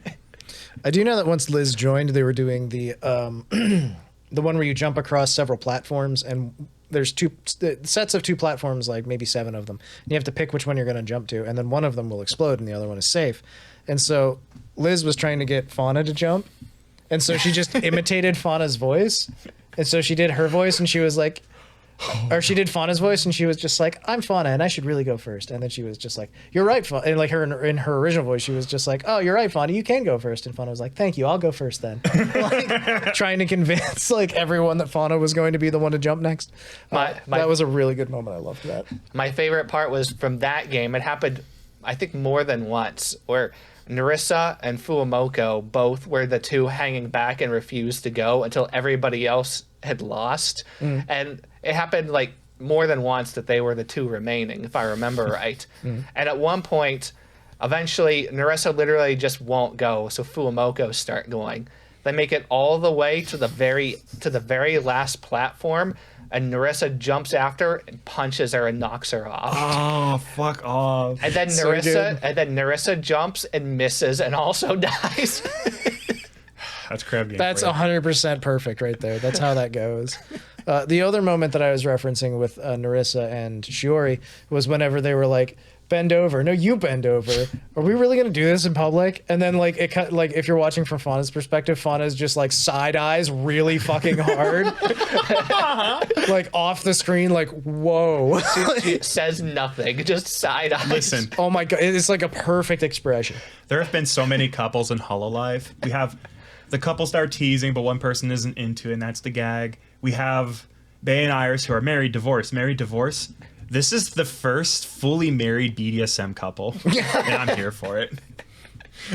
I mean, everybody that marries Nerissa is also married to Ollie. Yeah. Is like the first thing you need to remember. But then also married to Kiara, I think. I think those are they're married now. There's a lot to pay attention here, I guess. But either way, it's pretty funny. There's a lot of good moments from this. If you guys have any, like, one more moment each if you got them, otherwise we're moving on. I just have to ask that the next segment be mine because I realized there's a big stream missing from our favorite stream moments. I'm not going to mention much because I made no notes and didn't watch enough of it. Okay. I'll just say a final thing. Shiori is fantastic at crafting. Yeah, she's weirdly good. I don't know why. She's not normally like a super hardcore, fast-paced action gamer, but for some reason, she's really good at crab game. I 100% like believe that for some reason this would be her thing. I'm gonna show Cameron something very quickly. Straight off the side of the screen. Fauna is amazing. Man, I love Fauna. So there's a stream I watched a little bit of last night, and I recommend everyone goes back to it because it's something Fauna works very hard on. She hosted a Fauna's Dungeon for Justice. I had this in the notes, ran out of time, and deleted it. Oh, that blows. Really funny. They make fun of Ray. Someone eats their own poop. Rayora doesn't go in the litter box. Gigi has a poop stick, and she refuses to get rid of it.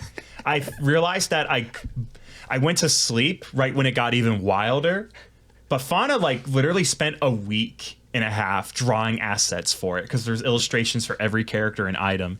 She loves doing this, and she keeps hosting bigger ones. I love watching this. I'm so sad I didn't have enough time. I will at least watch more clips of it. I'm going to stop lying and say, I'm going to watch this stream later, because that's a fucking lie. I'm going to carve out 6 hours to watch this. I watched 23 minutes of this while trying to get on a Space Station 14 server.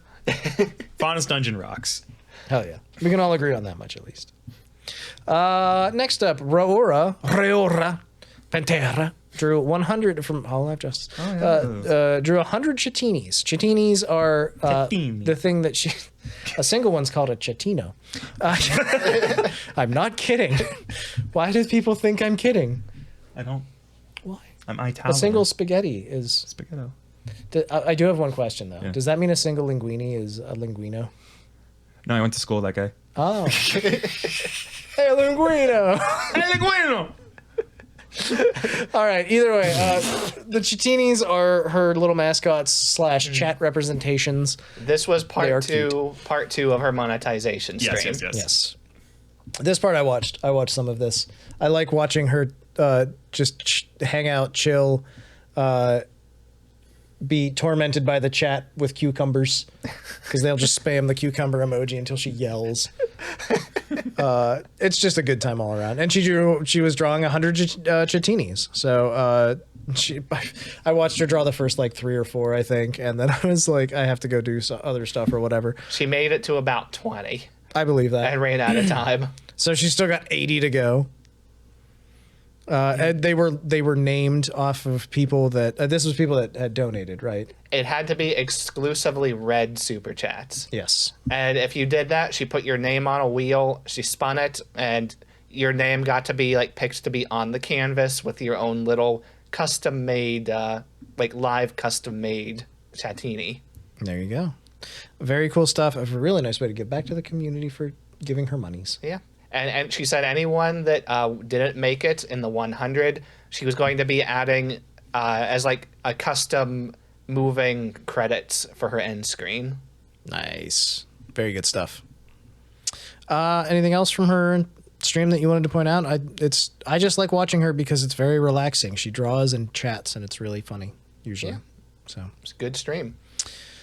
This one's for me. I forgot to talk about last week. I mentioned Kilia and Pillowdear, and so this was on the VSMP server. We talked about a little bit. I want to talk about how Kilia met Pillowdear, and they kind of just stumbled across each other, which seems to happen a lot with Pillowdear because I've watched a few streams where she just happens to come across somebody in the VSMP server. And so she invited Kilia to her house that she had made. It was a nice little ASMR house, which she showed Kilia the basement and then took away the ladder. And then she was like, all right, Kilia, time for a bath. And she like took Kilia into a room that had a bathtub. She was just like, scrub, scrub, scrub, scrub, like doing ASMR scrubbing. And Kilia's like, well, this isn't so bad, I guess. And then she's like, all right, Kilia, let's go outside. And they go down into this other room, and there's a fake sun on the ceiling. It's made to look like outside. That's pretty unhinged. It's like she's just captured Kilia, and now Kilia belongs to her. And she's at one point, Kilia just starts screaming and running away from her, and Pillowdear's just following her around like, why are you running? Why are you upset? Are you okay? Do you need anything? Like, the entire time. And it's just like the funniest fucking thing because Kilia's like, I'm going to die here. And Pillow's just like, you're fine. It's okay. You're all right. And then eventually Kilia's like, I want to go get you a present. And she's like, oh, really? And she's like, yeah, I just need you to put the ladder back and I'll go get you a present. And she's like, oh, okay. She puts the ladder up and Kilia just fucking runs screaming out of the house, warps back to her own place. They have fun. It's, one of those just fucking amazing moments. Later on, you just hear like little whispers here and there.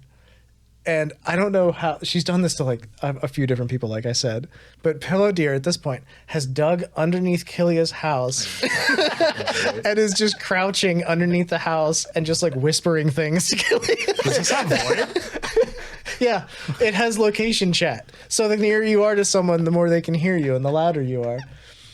She has trolled like 6 different people by doing this, and it's fucking amazing every time. I never knew who Pillowdear was. I fucking know now. First of all, she does a ton of ASMR streams, but also, holy shit, this was the funniest goddamn thing. I was dying watching this. I've done that before to friends on Minecraft before too, minus the proximity chat. Yeah, the proximity chat just sort of made this. It was phenomenal. So yes, that was the moment I wanted to bring up. Oh my god, so fucking funny. I can't remember the other person who I was watching that this happened to too. It might have been like Mozzu or somebody, but I don't remember exactly. Anyway, she has a habit. I also would like to say that I watched Alicia Delantano. She laid in bed and streamed. She was feeling sicky, which is no bueno. But she just kind of so she had a stream where she laid in bed and she answered marshmallows. The little questions that you can write in to ask her about things. And because it's Alicia Delantano, who is a good rigging artist as well as everything else, she was actually laying in bed on the stream and she had a little cover on and like it would move with her and stuff. It was really funny actually. But it was just a nice little chill stream and she got to hang out while she was sick and answer questions. And so I watched some of that and just kind of enjoyed. It was a good chatting stream. I liked it. All right, who put in this chain together collaboration? I did. Yeah, I was about to say. There's a couple of them in there, actually. Oh, no. Oh, no. All right, tell us about Armis first. So boy moment. I was kind of going to skip over the chain together stuff just because it's literally just the next, like, crappy, like, copy and paste 3D platformer game. I would honestly say, unless there is, like, a specific, like, really good moment or something from it, that it's probably not worth a whole lot. But I'm just saying it was entertaining just watching the boys. Honestly, the Armis guys. They were there except Gerard was unfortunately sick, so it was a lot of that going around right now. In their exact words, "We miss our mascot." Gerard was the man born to take L's. Oh man. We hope Markiplier feels better soon. So good. Yeah. It was entertaining. They had a good time. They were playing it on like with all the like the help stuff turned off. So they fell. They went all the way to the bottom. Ugh. Some of the ID girls, Muna, Iofi, and Anya, also played it together, but they did play with checkpoints turned on, so they had a better time. Sounds like a better watching experience too, if I'm honest, frankly. Yeah, it's interesting, like, because this one's co-op, so like it's good co-op material, or good collab material. Gotcha. Well, that's good to hear. Friendships. Builds them, tears them down, whatever, you know? Little column A, little column B. The highlight of it was they had made it pretty far up at one point. You get in the little car and drive up a track for some reason. And I don't know, it's just there. And at one point, I think it was Ruse was driving the car, and they started taunting him, and he proceeded to turn the car sideways and drive straight off the track, all the way back to the bottom. Oh. Not nice. Very not nice. I will say I have watched a little bit of Strawny Cuddles, by the way, this week. I've been enjoying some Strawny Cuddles as well. I like Strawny a lot. Yeah. Oh, and how did I not add that Bonnie's monetization marathon was this week? Jesus. Because I actually want to get to that and watch some of that too. Actually, yeah, so we'll talk about Bonnie's monetization, but I watched a pretty good amount of it. It's really fucking good. So look forward to that next week. That's a preview for next week. Okay, then. Shall we talk about Sheena from Phase Connect? Yeah. She had a nice big birthday stream. Yes, she did. Tell us about it. It was cooking with chatting. Hilariously enough, this was like a 7-hour long stream, by the way. I believe. So I didn't watch the whole thing, obviously. But it started off, she was just doing a little bit of chatting. Stream opened at like 5-6 minutes was whenever she started talking, came on screen. You see a little bar at the bottom, $10,000 goal. It's like, guys, I'm hoping to raise money. I want to get LASIK surgery done. And fair enough. At 37 minutes, it was fully funded. Oh my god! Hell yeah! Congratulations. She hadn't even started like the streaming content yet, and it was already fully funded. One of these times, I just want one of these VTubers to get a big head and be like, okay, so my goal is $10,000. I hit it. Goodbye, everyone. Like, I mean, it's 7-hour stream. Y'all got your money's worth. But I just want one to ruin everything for everyone. Thanks, suckers. End stream. That'll be me. I'll be the heel everyone needs. There you go. That'll work out. So yeah, good stream, good birthday. Yep, she made strawberry cream cake and Korean spicy wings, which I actually really want to I want to watch it the whole way and actually get her recipe from that, because I want to make that. Sounds really good, frankly. But yeah, and also she had a lot of new stuff to show off. Like merchandise And new hair and assets. Hell yeah. Big fan of new assets. She had long twin braids, a big long ponytail, some new front sides for it. She had this like super like derpy crab headband. I did see the headband and I love it. It's hilarious. It's so good. The eyes are just like off in different directions and it's like that's very cute. And she has this little like animated like mascot. It's an animated butter cookie tin. Yes, I did see that as well. It's pretty great. When she brought it on stream, she had like AI text to speech hooked up to it, and it immediately just started like arguing with her and cussing at her. So she had to turn it off. I don't like my little buddy anymore. The little buddy is bit back. She does have merchandise. Indeed. Do you want to do this one, Cameron? Or are you good? Nick, this is your merchandise. I'm excited for this. I do like this a lot. I'm not going to buy it. Unfortunately, I decided I'm no longer allowed to buy hoodies until I buy more t-shirts. But she does have the Amanagana Shira 24 birthday bundle. I'm immersed. The Amanagana Shira birthday Connie hoodie is the first item. A hoodie shaped like her crab format. Yes, it's a crab hoodie. It's very cute. It's got crab face on the top. It's red. You might expect. It's a crab hoodie. Please buy. She has also got birthday Connie slippers. These are slippers with little crab claws and big eyes on them. Very cute. I love it. The crab slippers are just irreverent enough for me. I do love the crab slippers a lot. She also has the traditional birthday keychain set, which is an acrylic keychain, I would assume. And she has a birthday acrylic plate, which features her laying on her back in a not suggestive even a little bit because, come on, it's Sheena pose. Though maybe a little bit. It's such a non-suggestive pose. I'm comfortable doing it right now on camera. Let's go. Save that for sweeps. Save that for our members' content. The extra long podcast available now. Oh my God. Do you need more super chats? Why? Why would you need that?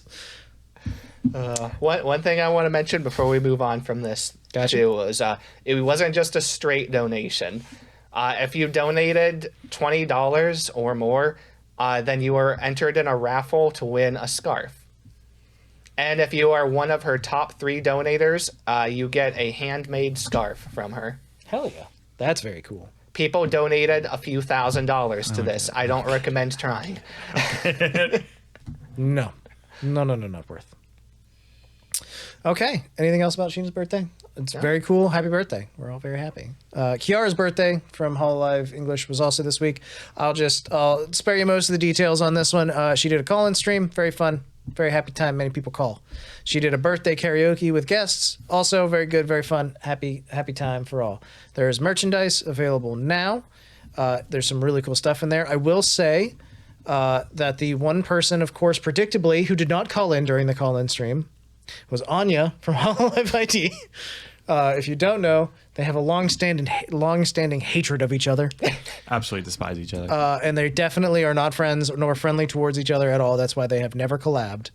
And they definitely didn't make an animated video together on Kiara's channel about how they are friends, but also they just never actually hang out. So yeah, it's again a running joke in the community.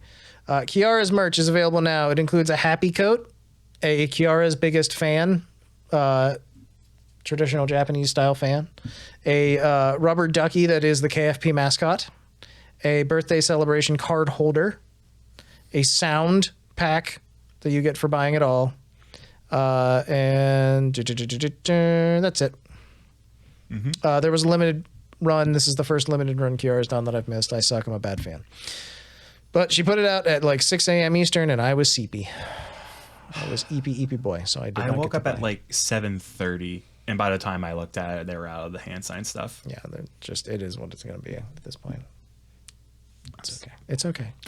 I don't hold it against you. But I would like to say thank you to our community of folks out there. You're all very cool. And we're really happy to have you folks around. Our numbers are still doing pretty darn good. We're all very happy with them. Thank you so much. We really appreciate it. We're just, God, we're excited right now. There's a lot of fun stuff going on. Want to skip down through some of the comments real quick. Ranson, you don't have to have a witty comment. It's fine to just hang out and chat. We're always happy. Someone pointed out that even Mika Neko did a farewell tweet for Achan, which is like, yeah. Achan's just a blessing. We're all going to miss her, frankly. And we had a user point out that we missed the VSPO EN branch, so that's one of the reasons that it's in here right now. Okay, that's fair. So we took on criticism and we improved. Exactly. If you would like to offer us any ways that we can improve in the future, just make it constructive criticism, and we're good to go. That commenter through Nick has introduced me to VSPO existing, so there you go. I am not perfect. I know what Shiori Novella does, and that's it. And everything else is just, whimsy, how interesting. Did you know that Koseki Bijou had an Elden Ring stream last night that got 75,000 concurrent viewers? Yeah, me neither. People like that rock. She's really cool. Holy shit. Yeah, unfortunately, I knew that this had happened as well, and we've never paid any attention to them as a company before, and it was just something that I literally cut because I didn't have time to do anything with it. Yep, there you go. So now it's back in. Mm-hmm. So thank you for the comments, everybody. If you want to leave comments and help us direct our podcast to make it better, you can leave comments on YouTube.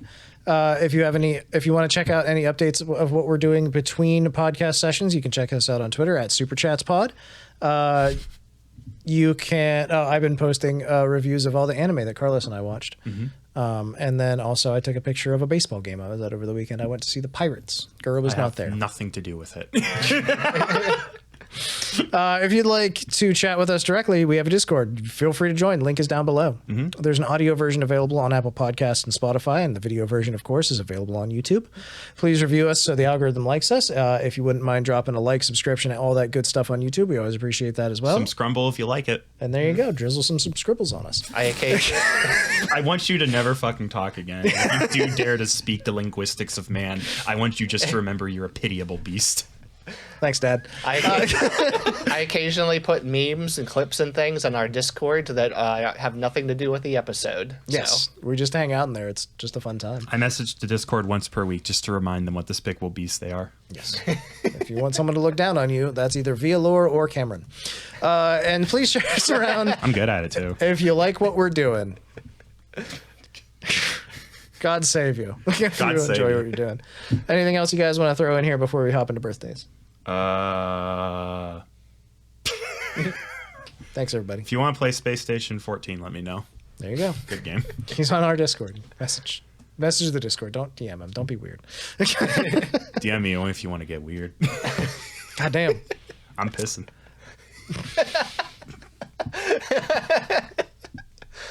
Does that involve a camera? So I was conflicted. Should I direct people to the VTuber that peed audibly, or should I not? No, okay, here's my thought on it. It is more polite to, since we're kind of making light of it, it's kind of polite to not name them. Okay. Because we're trying to be nice about what is out and out kink content. We don't want to make them feel guilty for doing it. So if you want to, you just have to look at who's in Via Lore and then start Go looking out at of their your Twitters. way and come in with the right fucking mindset. Shut the fuck up.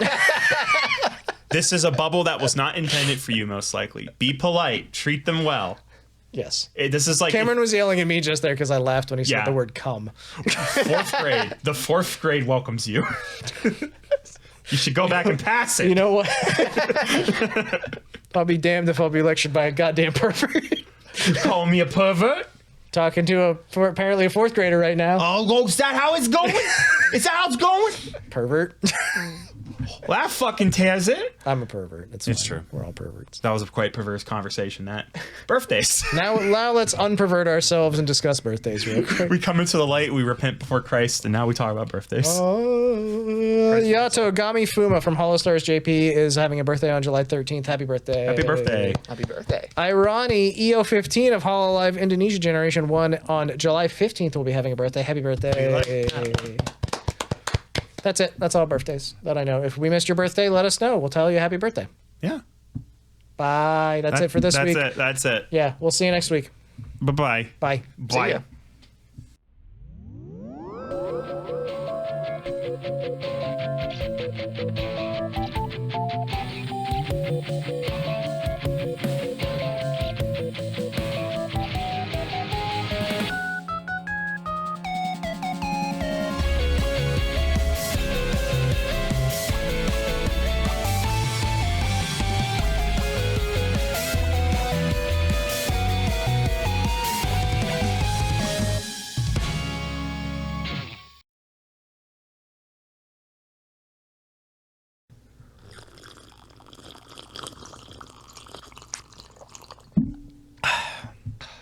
Shika naka naka naka gosh tan tan.